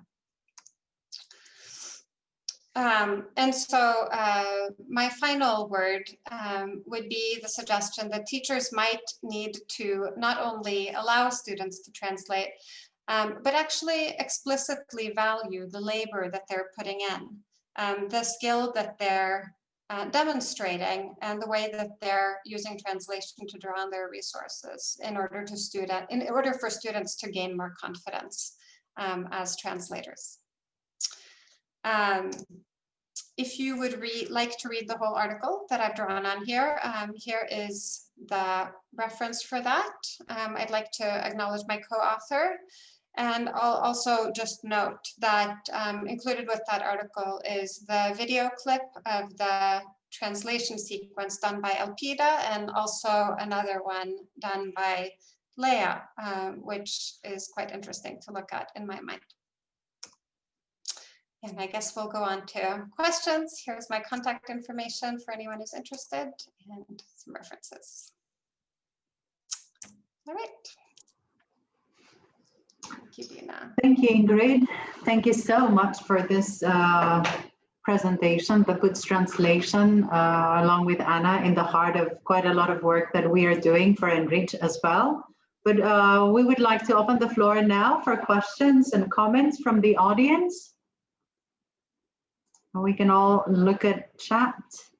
Yes? I have two questions which have been posted already before, which I'll post now, and they're both quite broad. Two questions that have come in are, what does this mean for language testing? And a second question, how can we support teachers who feel insecure about translation into languages of the classroom they are not fluent in, or perceptions that teaching in English classrooms should be only or mostly about English? Large questions. Yeah. And I have to say, I didn't ask the question about language testing. No, okay? It was not Dina. Okay, right. So, yeah. I mean, Ingrid, Anna, can you check chat? I mean, you can read the questions from your end, right? Yeah. Yeah. I'd be happy to answer question number 2. If Anna, would you like to address any of these questions or wait for Ingrid to respond to number 2? I think the testing question actually came already quite early. It came after my presentation, so I suppose I ought to answer that one. Yeah, because I mean, the teaching questions are different, but in whichever order you want me. Okay. Yeah. Yeah. This was the first one. Yeah. Do I start with that, or do you want to go on first, Ingrid? Well, let's not break down on Ingrid's enthusiasm to respond to number 2. Yeah, Ingrid, if it is a short answer, of course, and then we can take on the rest with Anna. Yeah, of course. Yeah. Yeah, I thank you for the question. I think this is a very common question when it comes to translation in linguistically diverse classrooms. And I think what comes out in a number of studies that I've read and also in my own is that this relates very centrally to the issue of control in the classroom. And so in some sense, I think this is an issue that relates to teachers developing some comfort with letting go of control in the classroom to an extent. I think that's also something that is commonly mentioned in studies of multilingual pedagogies in general. For example, allowing students to discuss in groups in languages that the teacher doesn't understand. And so I think there are many ways to go about that. One way is, of course, to acknowledge that there are good reasons for teachers to have control in their classrooms, to remember that there are other resources we draw on as teachers in telling whether students are on task. There are also a number of studies that can be really helpful to point to. One that I really like is done by Joanna Duarte that has compared transcripts of students speaking only the majority language, German in that case, versus students speaking in different languages. And one of the points of that study is that students who are only speaking the majority language are not on task more often than the students who are speaking in a variety of languages. And so I think this relates to the broader issue of multilingual pedagogies, and maybe just playing up the benefits at the same time as acknowledging that that it's true, that it is a drawback. So it's not a made-up concern, but it's not, it shouldn't be the overriding concern all the time. Thank you, Ingrid. Yeah. Anna, would you like to pick on the next one? Yes? Yeah, language testing, that was the one that was addressed to me, yeah. Thank you. It's a very difficult question, I think, because obviously language testing always is, because, and I was wondering whether whether the question was kind of like implied that we need to test during our teaching periods, we need to test intermittently, or whether it was only kind of like huge testing services or testing practices like those global services. I think that one of the important things that I can think of in terms of testing and multilingualism is that for most practical purposes, probably not those that serve the global global testing services best, but that serve local and maybe even at national level, regional level testing quite well, is to use what used to be called performance testing, which means that what you do is you ask people to perform somewhere where and to an audience that is relevant to them. So, for example, other students, in different classrooms or whatever, should understand your message, and they might evaluate, like cross-evaluate each other's writings, for example, and you don't necessarily need the language teacher to assess it, or at least exclusively the language expert to assess it. But I would like peers to assess each other's performance as well. And I think that people are actually quite good at that. Well, there are possibilities of doing self-evaluations as well, and I don't want to look down on those either. I think they're important. But in addition to that, it would be very good to have other people respond to your product, your communication, your whatever you're doing, and your performance. So I would think that if you're thinking about written test evaluation or written testing, then I would say that, yeah, I would encourage anybody to include peers who don't know, I mean, anonymous peer groups to respond to that. And videoed spoken performance should be done. Should go through the same kind of evaluation process, not only by experts and testers and teachers, but also by peers. And I think that peer groups are actually quite good at that. And I know that we can anonymize even video performances. I mean, you can't. You can do that. And especially if they don't come from the same class or even the same school, they can do it quite well. So I think that this is what I would suggest, because it's quite normal that you have traces of your other languages in your performance. But if it doesn't matter, then it doesn't matter. In testing, I understand that you need to know. Okay. So this is what I've got out of it.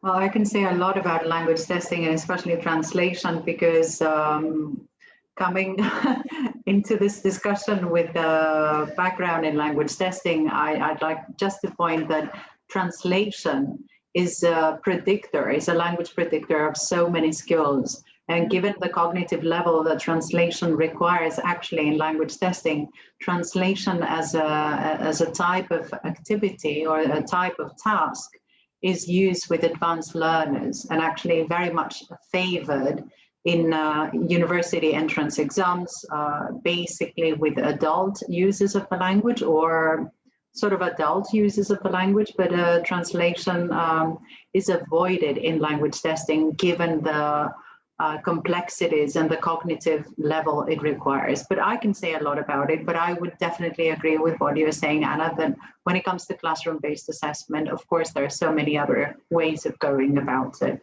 but there are so many questions, very interesting questions. I'm just going to pick on the next one by Amir, who's asking, I want to ask a question. There are some negative orientations towards translation in an ELT class. How can these be overcome? Would any one of you like to address that? Yeah. Yeah, Ingrid, would you like to say something about that? Sure.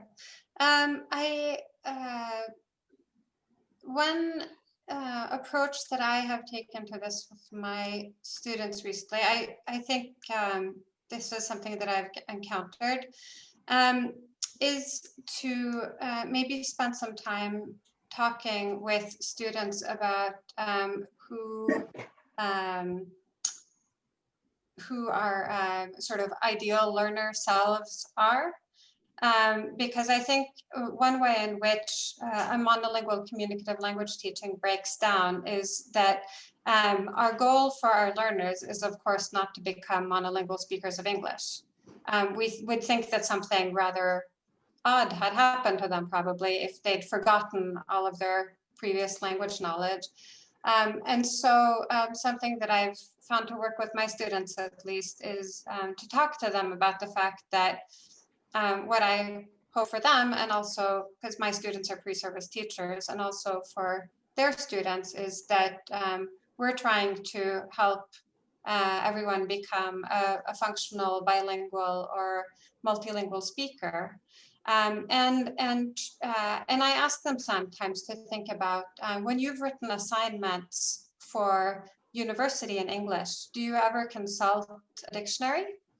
Do you ever do any translation? And maybe I'll tell them, I do when I'm doing my academic writing. I do when I'm writing in different languages. And I don't think it's because I'm a bad writer or because I don't know my language as well, but it's because translation is a very normal cross-linguistic activity. It's a skillful. It's a skill. That's the reason why people get certified as translators and get paid to be translators. And we don't necessarily need to get to that level. But I think it can be helpful to sort of reintroduce it into the family of language skills. Certainly the Council of Europe, I think, has moved in that direction with the 2018 revision, where we see mediation as one of the rubrics there. And I'm by no means the only person writing about this, of course. Yeah, absolutely. The Europe, the CFR is now working on a second version, looking very much at mediation as maybe perhaps another word, or maybe perhaps a much more sophisticated way of looking at translation as such. And there's quite a lot of work that has been compiled already on that. So thank you for bringing that into the discussion, Ingrid. We have, I think we're okay. We can take a few more questions. There's a very interesting question that yes, Anna, would you like to take the next one? Or is this what you're saying? Yeah. I was just going to say something about translation and dictionaries, because I know that in my university, some people at the Translation Studies department are dead against using dictionaries because they think that they're all wrong, and that translation students, for example, should not use dictionaries. And I think this is a very interesting kind of like, I mean, this is a kind of like younger generation people, and I just can't get my head around their way of thinking. Because as Ingrid was saying, most of us actually use translation all the time, and dictionaries, including dictionaries. I use lots of dictionaries. I use thesauri in all the languages that I can think of, because I think that they're absolutely helpful. And of course, I mean, like we all translate. So I don't really I can't recognize this, where this, I mean, I know that they have this ideology, but I'm not quite sure how well grounded it is. For me, it's not. The other thing I wanted to say about translation is that, of course, we have these professional translators, and then we have, yes, I know, kind of like, I know that translation is a wonderful skill to to use and to test, etc. I quite agree with that. But it's also something that is quite spontaneous and seems to be something that people automatically do. Because I remember my young kids first having foreign language speaking visitors to our house. And they started translating things and translating things to those visitors, etc. I mean, like, it's different from what a bilingual person does, because one of my grandchildren is bilingual, and she behaves quite differently. But these were monolingual children and very young, and they still started translating. And I thought that's really quite cute. But I mean, like, other people have said this and looked at that. So it's really something that's very spontaneous. It's very natural. It's something that's really important and something that we all do. So I think that it's really a pity that this counter-translation ideology is still so central in language teaching. I think it's a problem. Thank you, Anna. That's an interesting question. Maybe perhaps, Anna, you might like to address that, because the next two questions specifically target Ingrid. The question reads, how do we justify the translations ideology in language teaching in multilingual context? What, you wanted me to take? Yeah, I'm just suggesting that because the next two questions are asking for a response from Ingrid. So justify it first of all by saying that it's absolutely it's vital, it's natural.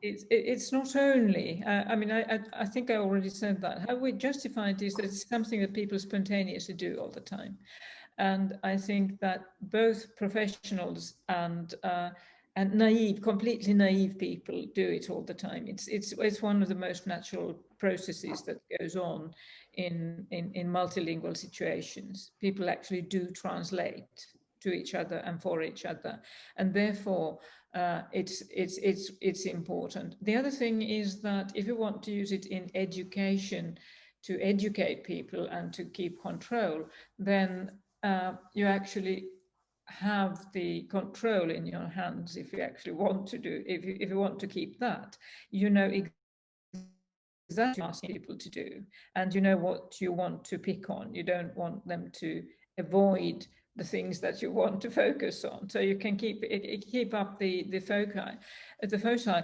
and I think that this is important as well. I just think that it is, well, how do you justify it apart from saying it's both natural and it's also highly sophisticated? It's something that it's a very demanding skill if you want to be particular about it and specific about it. It's also very interesting that people don't use like interpretation or interpreting in classes at all.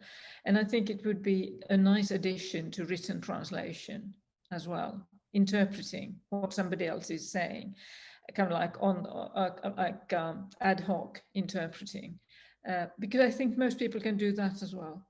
And I think this is extremely important for fluency, and for not only for individual cognitive fluency or testing, it's also important to keep conversation going. And if you not only allow it, but encourage it, you then add to the social interaction and the kind of like the social fluency that's going on in classrooms.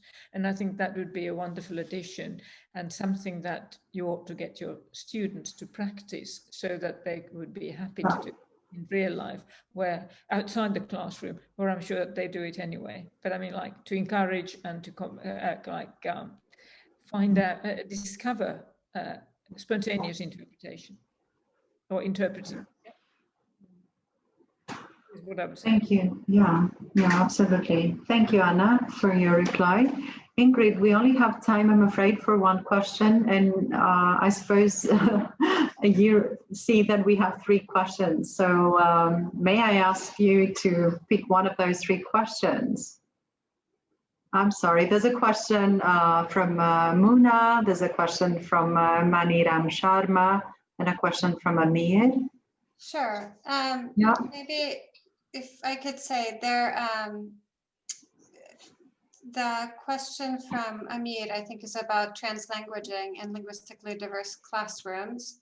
I think there's starting to be some good literature on that. I'd be happy to share a couple of references, but maybe my very quick reply to that is that I think that strategy training has to be a big part of it, because you can't necessarily depend on the common understanding in a larger group, but rather helping students learn how they can draw on their linguistic repertoires, even resources that aren't shared with others in the room. I could give a very brief response to Mona as well, but if you'd like to leave it there, then that's fine as well. Yeah, yeah.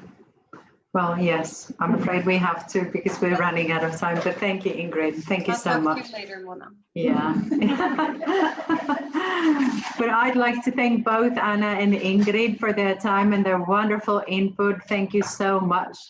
You have no idea how very well you backgrounded what we are about to share with our audience, and that's the Enrich project. And thank you so much for the wonderful ideas and the very well structured presentations, and of course your responses to the question of the audience have been really very thoughtful. So thank you both very much. We hope we will be able to see you again in the future, and we will update you on future developments of the project as well. Now is the time, yeah, thank you.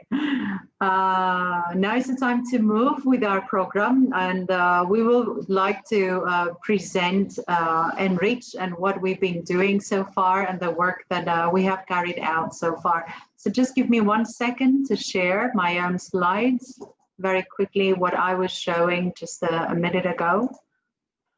So in between, can I just ask all of you to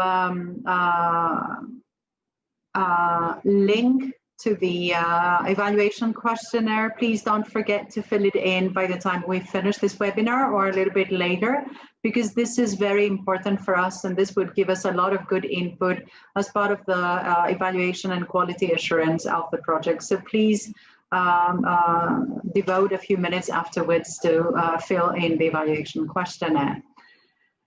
I'm just gonna be very, very extremely brief because I'd like to give the floor to the wonderful members of the Enrich team here in Norway, and I'd like just to say a few things about Enrich, because probably some of you know about Enrich already, and some others have heard of Enrich.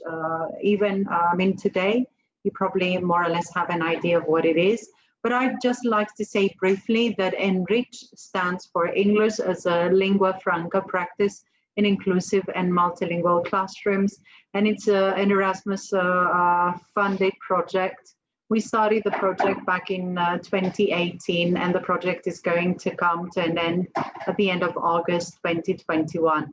We are 5 institutions. The Hellenic Open University is coordinating and managing the project, but our colleagues from Roma Tre, Boğaziçi University, us, Lisboa, and CTI, which is an IT institution working and supporting us, are all working together under the auspices of the Enrich project. Whose main aim is basically to develop a continuous professional development infrastructure that has been based on a systematic needs analysis. And Therese Tishakov, my colleague, is going to be talking about it in a minute.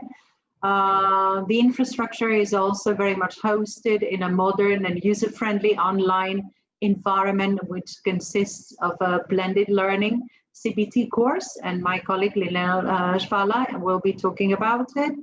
And of course, it's going to include a handbook that we are now started working on that, addressing a variety of different target groups.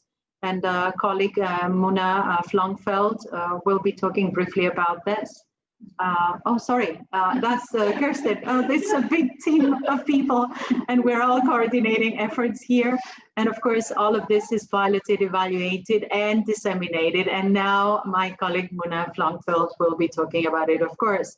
And basically the purpose of Enrich is to promote teacher competences that are necessary for integrating English as a lingua franca in multilingual classrooms, preparing learners to become successful communicators in the current and of course multilingual and demanding world. And now I'd like to invite Therese to come over and talk to you about briefly about the needs analysis of the project. Yeah. Thanks. Hi everyone, my name is Teresa Tishakov. Let me minimize this here. And I'm just going to speak for a few minutes about the needs analysis. This was the first step that we took in the project once it was up and running in 2018 in order to build an understanding of teachers and learners' perceptions of the current status of English. And using this to build up the course, which we will discuss in a moment. So we wanted to have a snapshot into how teachers and learners of English understand the place of English in today's global multilingual reality. So the aim of the needs analysis you see here, we wanted to investigate their perceptions. We wanted to understand whether the teaching practices included authentic uses of English and how they address issues related to multilingual classrooms. We surveyed teachers of English from the 5 countries where the partner institutions are located and learners of English. And the learners of English, we divided into different groups according to their age, either through a questionnaire or focus groups. I'll tell you about that in a moment. The instruments that we used, we developed together with all members from all the partner institutions. And we used this data, this information we received from teachers and learners, together with literature review about topics related to multilingualism, English as a lingua franca, teacher effectiveness, language teaching and learning, and teacher education to build up our course. So I'll just give you a few insights into the teacher's questionnaire and then the learner's questionnaire focus group. So you can see here we had 620 teachers of English who answered our questionnaire. And we had teachers from the 5 different countries where we have partner institutions. And unsurprisingly, the majority were female, 85%, probably quite representative of the number of teachers in schools that are female. And we have a wide variety of ages, everywhere from young new teachers to those who have who are mature and have been in the teaching field for some time. Interesting, I would like to point out that very few of those who responded noted or identified as native or bilingual speakers of English, indicating that the majority of these 600 plus teachers are non-native speakers of English. Also something quite representative for English teachers in school settings.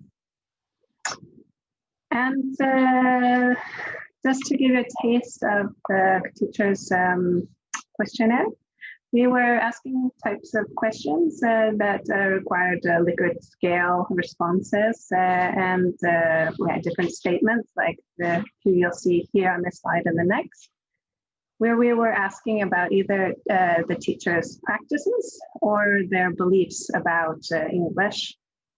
So for example, you see here in my class, I give learners several opportunities to interact in English. And you see the yellow and the red, the majority of this is that they strongly agree with this statement. So teachers of English, those who have responded anyways to our survey, believe that they give opportunities several opportunities to interact in English.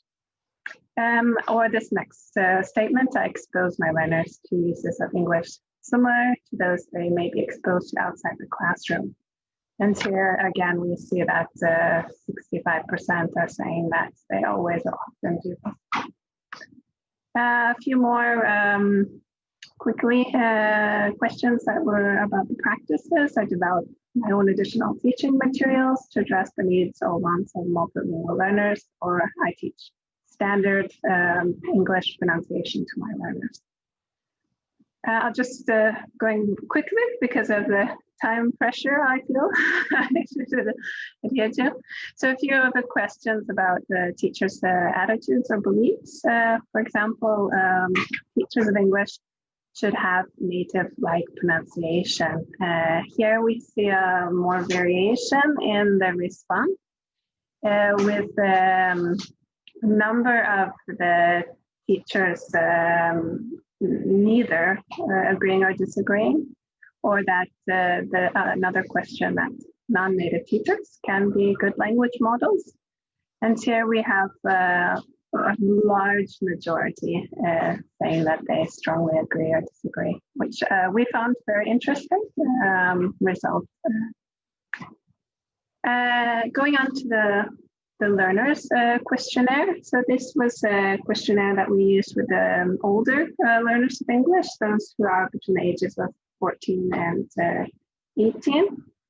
Here again, we had written statements which required a response on a Likert scale and asking about the learners' attitudes towards English and what they met in the English classrooms. So again, we had learners from the different countries answering. These questionnaires were translated into each of the languages of the local context. And you see here the ages. We had a majority of 14 to 17-year-olds who answered. And here, again, some sample questions for you to see what we were asking about. For example, my teacher uses authentic materials in English classes. And you see here a huge variety with 20-some% on almost all of the responses. Or another statement, I have learned English from attending English classes at school. And here we had a lot saying they agree or strongly agree with this, which also is very positive for us English teachers out there. And some questions from the survey to give you an understanding of what we asked about their relationship to English outside of school. I've learned English from watching YouTube videos.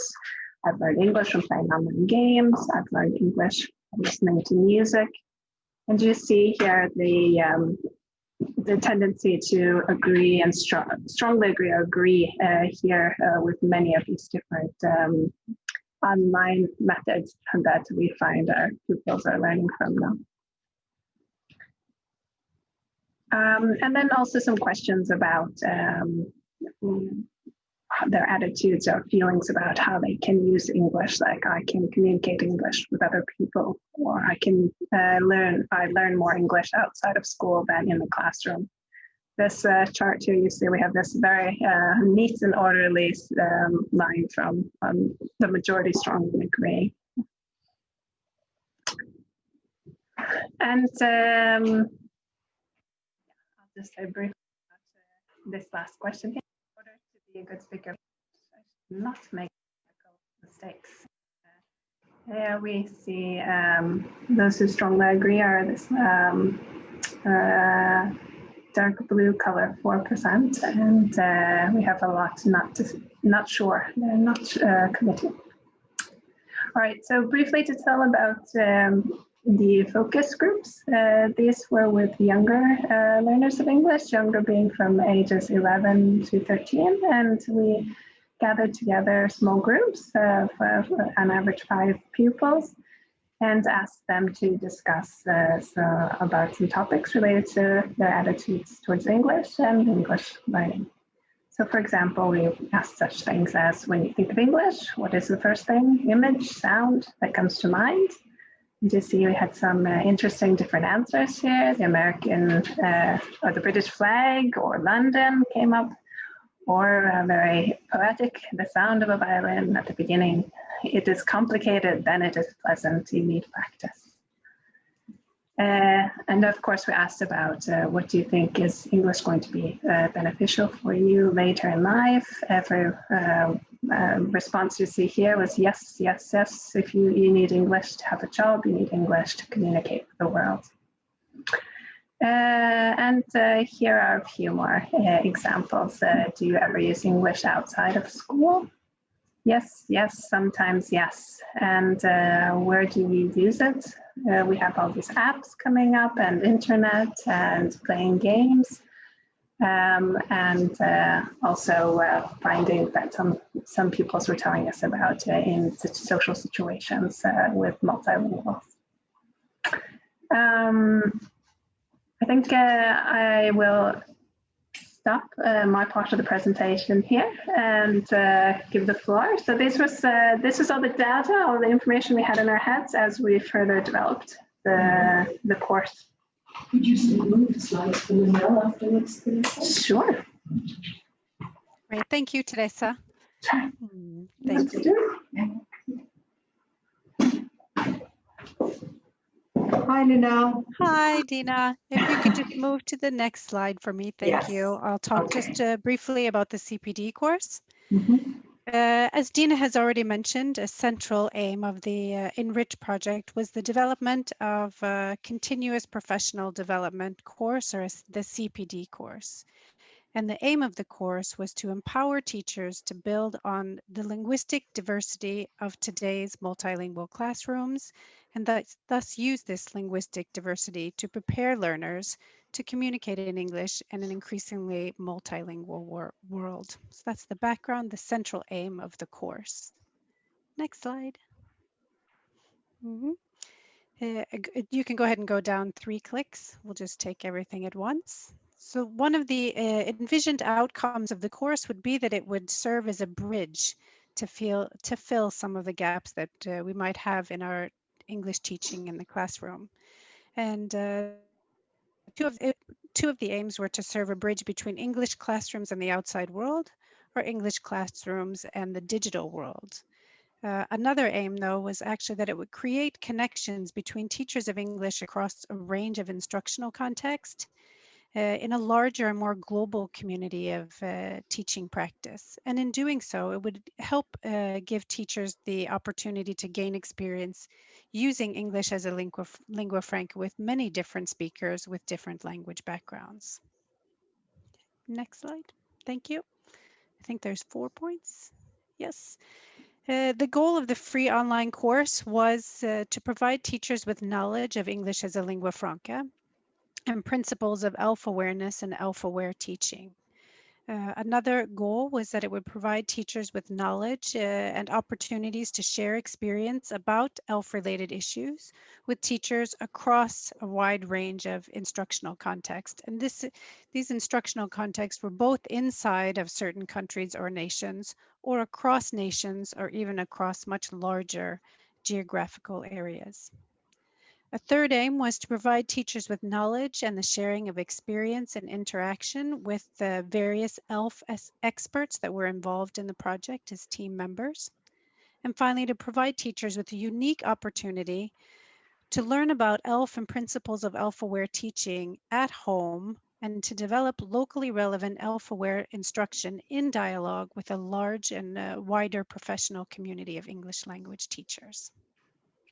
So next slide. There were three main key elements that we had in mind as we designed the course, and one was relevance, and that's related to what Teresa has just talked about. The idea that the course would address real issues of concern to teachers and to learners, as were identified in the needs analysis that was conducted early on in the project. Practicality was an important element of the design as well, that the course would be accessible and manageable for teachers as a free interactive online course, which they would be able to participate in addition to their very hectic and busy lives in schools and classrooms as well. And finally, opportunity. Opportunity was a key element in that the course would provide teachers with knowledge about and experience with ELF-aware teaching, along with the dialogue and interaction with a global audience and also with ELF experts in the project team. Okay, thank you. Next. I think there's 5 points here. You can just go ahead and take all of them at once. So this is the e-learning environment. It's a picture of the course as it was presented online.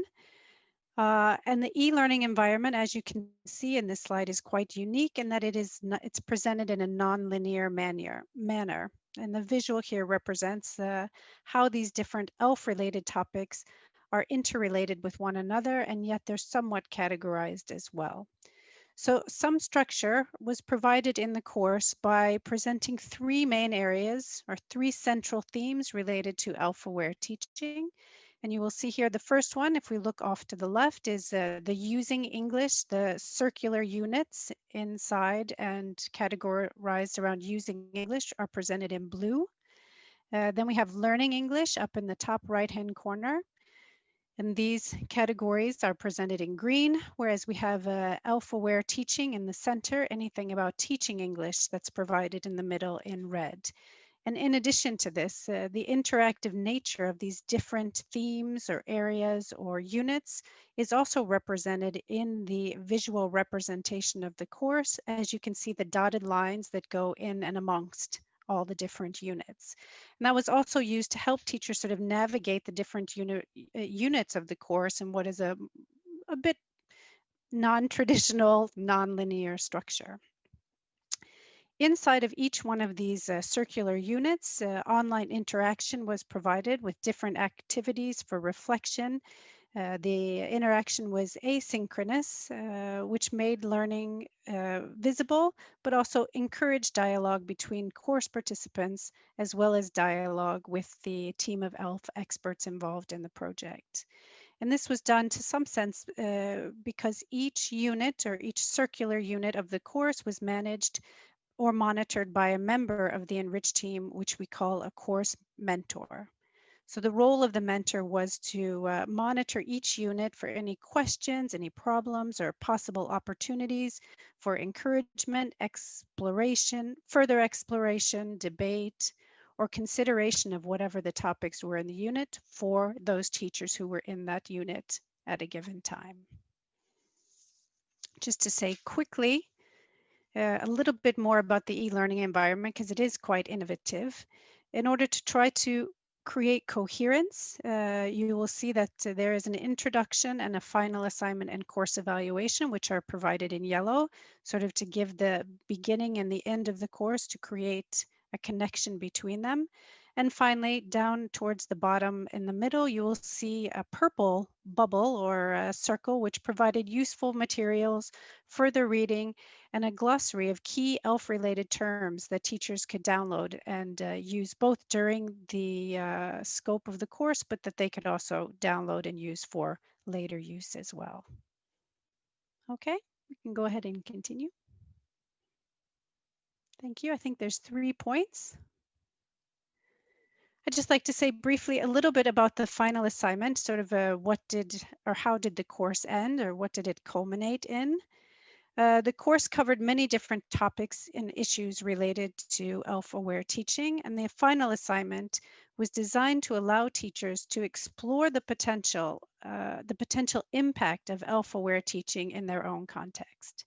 And the final assignment asked teachers to design, teach, and where it was possible to document an ELF-aware lesson in their own classroom. And once they had carried out the lesson, they were to evaluate the outcomes based on the principles of ELF awareness that they learned throughout the course. In order to evaluate these final reports, peer review was done of everyone's, peer review was conducted of the final report by the other teachers in the course, and therefore facilitating yet another opportunity for discussion and professional feedback amongst the teachers who participated. Next slide. A final note about the course is who were the participants who actually participated in the course that we have run thus far. And participants included both teachers who piloted the course as well as those who enrolled and completed the full range of activities, including the final assignment.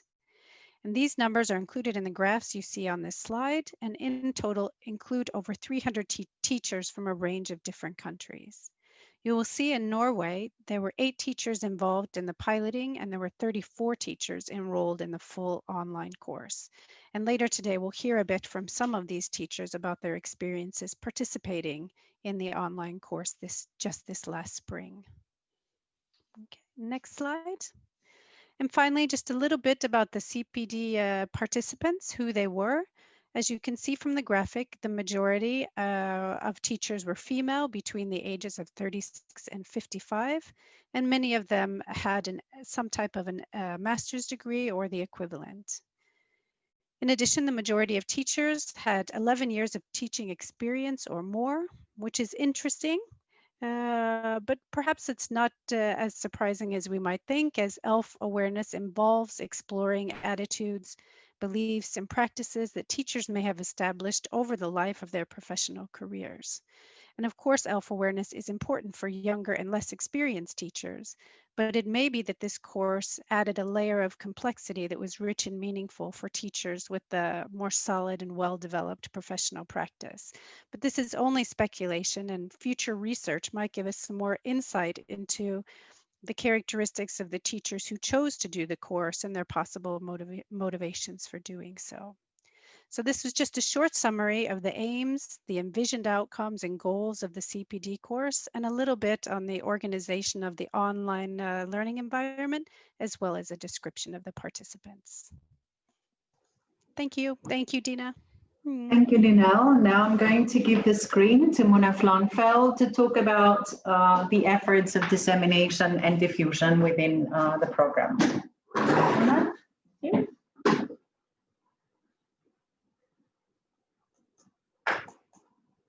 Well, we don't know for sure that this is reliable information, but it's an important part of our project and something we're required to do.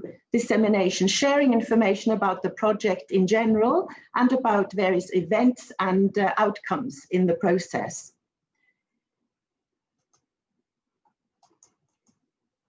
And we're using social media channels, of course, to keep you oriented. And all of these are linked from our webpage, so you can have a good look when you have time to do so. And of course, we've also, we are not only communicating and disseminating online, we've had traditional transnational meetings in the various countries, especially before the corona set in, right? So this is from our national meeting in Oslo in September in 2019. After a lot of work in the project, we had a good evening together, which we've had in other countries as well. And in addition to our social media spaces, we're also disseminating at conferences and seminars where topics are relevant to the Enrich project, you know, about multilingualism, about inclusive classrooms, and about, of course, English as a lingua franca itself. So you can see here a list of some of the events that the Norwegian contingent have taken part in. And of course, the other partners are equally active and disseminating in various places and across countries as well. And this photo is from Växjö in Sweden, and this was a conference about translanguaging. The next photo here is from Tromsø, from a national seminar for teacher educators who offer a different kind of Cpd course for teachers of English as part of a national further education program. And I was invited to talk about multilingualism and ELT. Here's Teresa sharing in Limerick, Ireland, about ELF-related teaching practices, building on the needs analysis that she introduced earlier on today. And this was a conference about world Englishes. And our own Dina Sagari and colleague Lucilla Lopriore from Rome sharing, and this time the focus was on enrich and assessment competence and practices. And finally, we also took part at an Erasmus Plus conference that with other colleagues from OsloMet, and this time it was about teacher well-being and diversity, and managing languages and social diversity in classrooms. And our talk was about English teachers and students' perceptions of multilingual competencies and practices in Norway. In addition, if you like, there's an upbeat YouTube video made by our Turkish partners, one of our Turkish partners, which takes the project up to February 2020. So you can enjoy this if you like. And now on to some other results and outcomes, both the handbook and later on you get to meet some of the teachers who've experienced the CPD project. Thank you.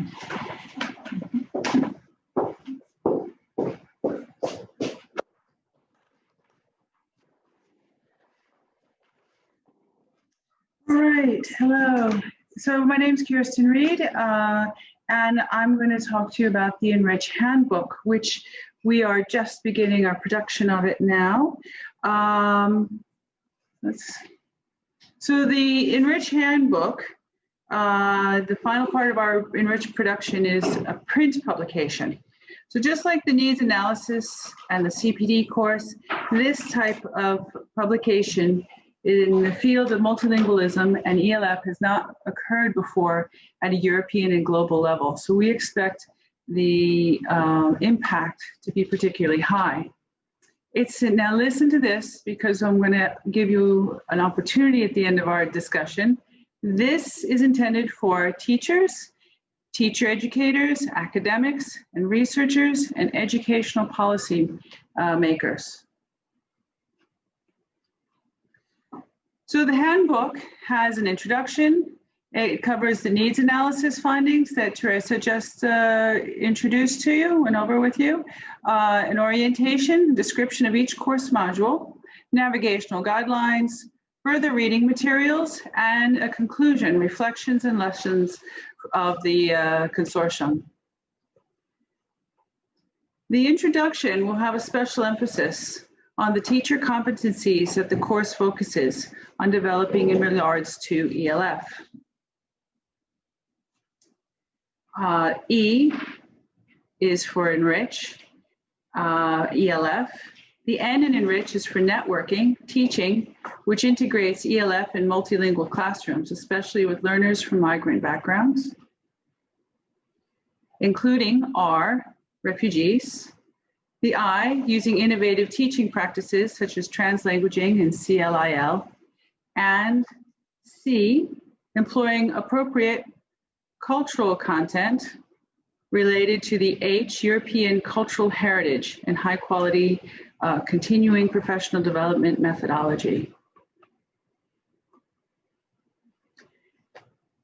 The needs analysis findings covers which Teresa talked about, with particular reference to theoretical and practical implications for English language teaching and learning. At a practical and implementation level, how learners report they currently use English outside the classroom, and indications for classroom teaching and for teacher education. At an educational policy level, what the implications are for integrating ELF in initial teacher education and induction, for example, and at a research level, what areas need to be explored more thoroughly and why, based on the findings of our studies. The course description contains the materials and activities of the continuing professional development course, with particular guidelines, suggestions, and pieces of advice specifically addressed for teacher educators who wish to implement the course in their own context. This includes with and beyond the partner countries, with teachers working in similar teaching contexts, such as multilingual classrooms with young and adolescent learners, or within different scenarios, such as multilingual or monolingual classrooms with adult learners, and in programs from different phases of adult education, initial teacher education, and induction. The fourth section covers good practices from the participating English language teachers, classrooms, descriptions of context, lesson plans, instructional tasks, teacher reflections, and selected samples of learners' works, as carried out during the implementation phase of the course with integrated comments and recommendation. The recommendations are geared towards English language teachers who wish to draw on participating English language teacher experience to improve their own teaching practices, for example, by modifying and/or enriching the published lesson plans and tasks. For teacher educators, and for decision and policymakers and researchers, as the data could inform their own studies and reports. The conclusion will be useful to all end users of the handbook. It will contain reflections and lessons learned by the Enrich Consortium throughout the whole project, suggestions for improvement regarding the tangible and intangible results of the project, additional resources, and annotated further readings for all interested parties. Okay, so that's that. And so this is our production schedule. We'll be working on it for the first half, a little more than that, of 2021. And piloting of the handbook is a very special part. We'll compile the handbook together, and then we will be asking stakeholders to help assist with us with piloting. So English language teachers, English language ELT educators, education decision and policymakers, and researchers. So if you're interested in helping us with the piloting, please email Dina. Her email is right there to volunteer. All right. Yeah, Dina. Right, so thank you, Kirsten. Yes, so if any one of you would like to participate in the piloting and evaluation phase of the textbook that we will be putting together for the rest of the fall and the beginning of spring, please let us know, or you can visit the Enrich project website and of course, social media sites. Probably we haven't said that, but of course the website of the Enrich project has been running for quite some time now. And those of you who would like to find out more about the project, please visit enrichproject.eu.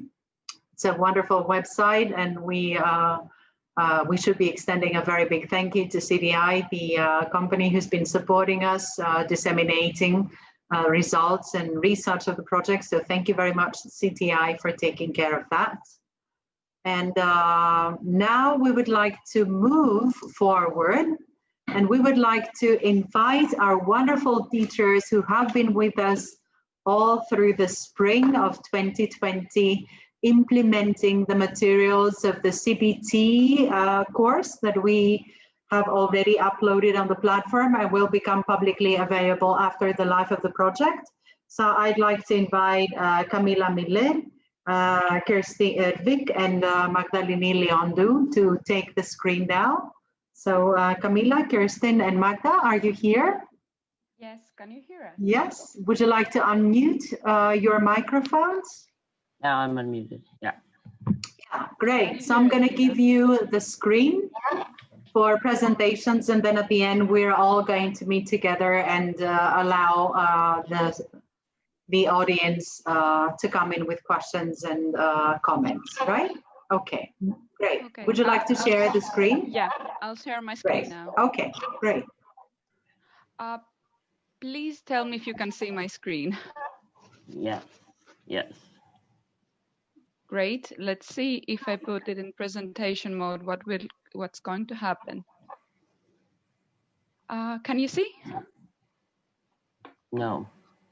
No. Okay. We can't see the screen now. It's probably in presentation mode. Okay. Oh, you can see the. presentation. Can you see my notes? No. Okay, then it's great. I'm using two screens, so it's always tricky to know what you can see. So we came together with Kirsty and Camila and decided to discuss how we felt about the course. And first we wrote down our ideas. So today we're going to show you how we have interpreted the ELF course. And actually now Kirsty is going to show you what we're going to talk. Can you see everything is frozen? I can't see anything, Magda. Wait, because like my screen is frozen right now and I don't know why. Yeah. I'll try to stop sharing for a second. Okay. Or Dina, could you please help me? Can you stop sharing my screen? I don't have any function of my computer right now. So I think if you are the host, could you please stop sharing my screen?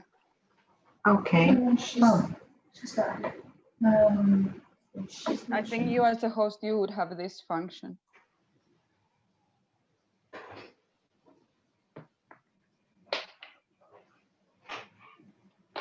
You can share now. Unfortunately, I can't, but I think Kirsty or Camila could. We thought that this might happen, so my screen is frozen, so I can't see anything. That's okay. We will fix that. We will fix that. No, it's local. How can I do this? All right. Let's see if I can share my screen now. Go here. Share. Do you see that now? Yes. Okay. Let's see if I can put it in bigger mode. Nope. No, it left. Where'd it go? Oh dear. There it is. Can you see it now? Yes, Kirsty, we can see that. Okay, I just can't bring it larger. I don't know how to. Oh yes, I do know how. There we go. Can you still see it? Can you still see it? Good. Okay. Yeah. Okay. It's okay. So here's we've made an overview of the four sections we wanted to talk about. We started thinking about ELF from theory to practice because that's, we learned a lot of theory in the course, and putting it into practice is a different story. New perspectives on language teaching. We're going to give some practical teaching tips just from what we have tried ourselves. And then we have some reflections on ELF practices. So let's see. Magda, are you next or? It's me. Yes. Camilla, sorry. All right. So what we did after our discussions were to try to find themes of all of the things that we had put together. What are sort of the main areas? And we came up with three. One was English as a lingua franca in the classroom. Obviously, it would be sad if that was not the case. But other things came up as well, such as small and large cultures and owning the language or ownership of the language, and especially in terms of phonics.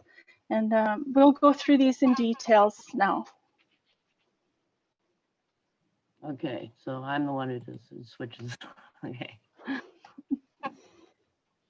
So the first one, of course, was English as a lingua franca. So it was really interesting to see how the course approached this and what they had included. And there were many chapters focusing on defining the term and giving examples. So we tried to summarize a little bit of this. So we tried to summarize the theory. So it could be like focusing on business or academia, but it could be also video games, because of course our students might be young and that's the language that they acknowledge mostly. It could be also tourist and exchange students, but then it could be also immigrants going to work in another language. So it is like the field is huge, as you understand. And that brings the multilingual communication concept, because then all these people interact with each other and they live their lives, because that's what it is in the end. So we have to bring this into our own classes. So in these discussions that we had with Camila and Kirsty, we actually gave examples of how we interpreted this theory and what we did in our own classes. So these are examples from my class that I'm going to give you now. At least that's how I understood the concept of ELF. So first of all, I checked the materials that I was distributing to the students because I'm creating my own material. So I had to go back and check what I'm actually doing. So to reflect a little bit. And I discovered that I use a lot British English just because most of my colleagues are British. So I think I have actually, like, they have influenced me and they have influenced the way that I'm thinking. So that was one thing that I realized that I hadn't realized before. Then I thought, okay, if that's what it is, I need to change this now. And especially in one course that I was teaching last spring, it was academic English for biologists. I decided to start showing non-native speakers, examples of non-native speakers to my students. So my students are Finnish. And I found a video of a brilliant scientist, a biologist, who spoke in TEDx California. So a Finnish scientist, a biologist, who spoke to TEDx California to an English audience. Of course, her accent was Finnish, but it didn't mean anything in the end. Like the way she communicated with the audience and the way she presented was amazing. And I think that was a great example. Afterwards, I asked my students, what did they think about this? And most of them had focused on the content, of course, because it was on their area of expertise and they really wanted to learn more. But they also mentioned that they found it interesting that a non-native speaker, especially from their own country, would stand up in front of a big audience and would speak in English. And she very confidently explained her own research. So that was one thing that I want to change right now. Last spring also had a Spanish student, and another thing we did was that I brought two different articles, academic articles written by non-native speakers. One was like from Spanish speakers. It was about the Amazon deforestation, and the other was about a Finnish concept. And I asked them to check their writing. So I think these small things can be really empowering for our students to understand that there are non-native speakers out there and writers, and they're actually communicating all the time in English in their professional life. That was what I had to say for English as a lingua franca and how I had interpreted in my own class. And I think Camila is the next one, right? Right. Okay. So the part that struck me the most was the part about culture. There's, of course, always the topic of intercultural communication and the differences between social groups, but what does it really mean? And that was where I had my challenge, because I'd worked in a diverse setting for many years. I'd taught in other countries, and it kept coming back to the fact that a lot of the material that I've taught overgeneralizes. So what Enrich helped me to realize was that if you don't acknowledge and validate the differences between different groups in our classrooms or otherwise, then just saying that they are an asset becomes empty words. So emphasizing the differences in a positive way, recognizing it, is the first step. And then avoiding overgeneralizing, challenging stereotypes is a good way to raise these competencies, I should say. One of the examples that I came across was in a middle school English textbook in Norway, where they were talking about Native North America. And this happens to be a topic that I know quite a bit about, as I used to live in Oklahoma a few years, and also with the Makah Nation out in Washington State. So this particular topic was close to my heart. And of the 12 cultural areas of Native North America, the textbook, all the texts, all the illustrations, all the examples only represented one of those 12 groups, the Plains people of the northern states. And so I ended up having to redesign or modify the materials to show the real diversity of the topic. And it made me realize I know so little about so many of the other parts of the world that I'm supposed to teach cultural context about. How accurate is that? How oversimplified, overgeneralized is it? And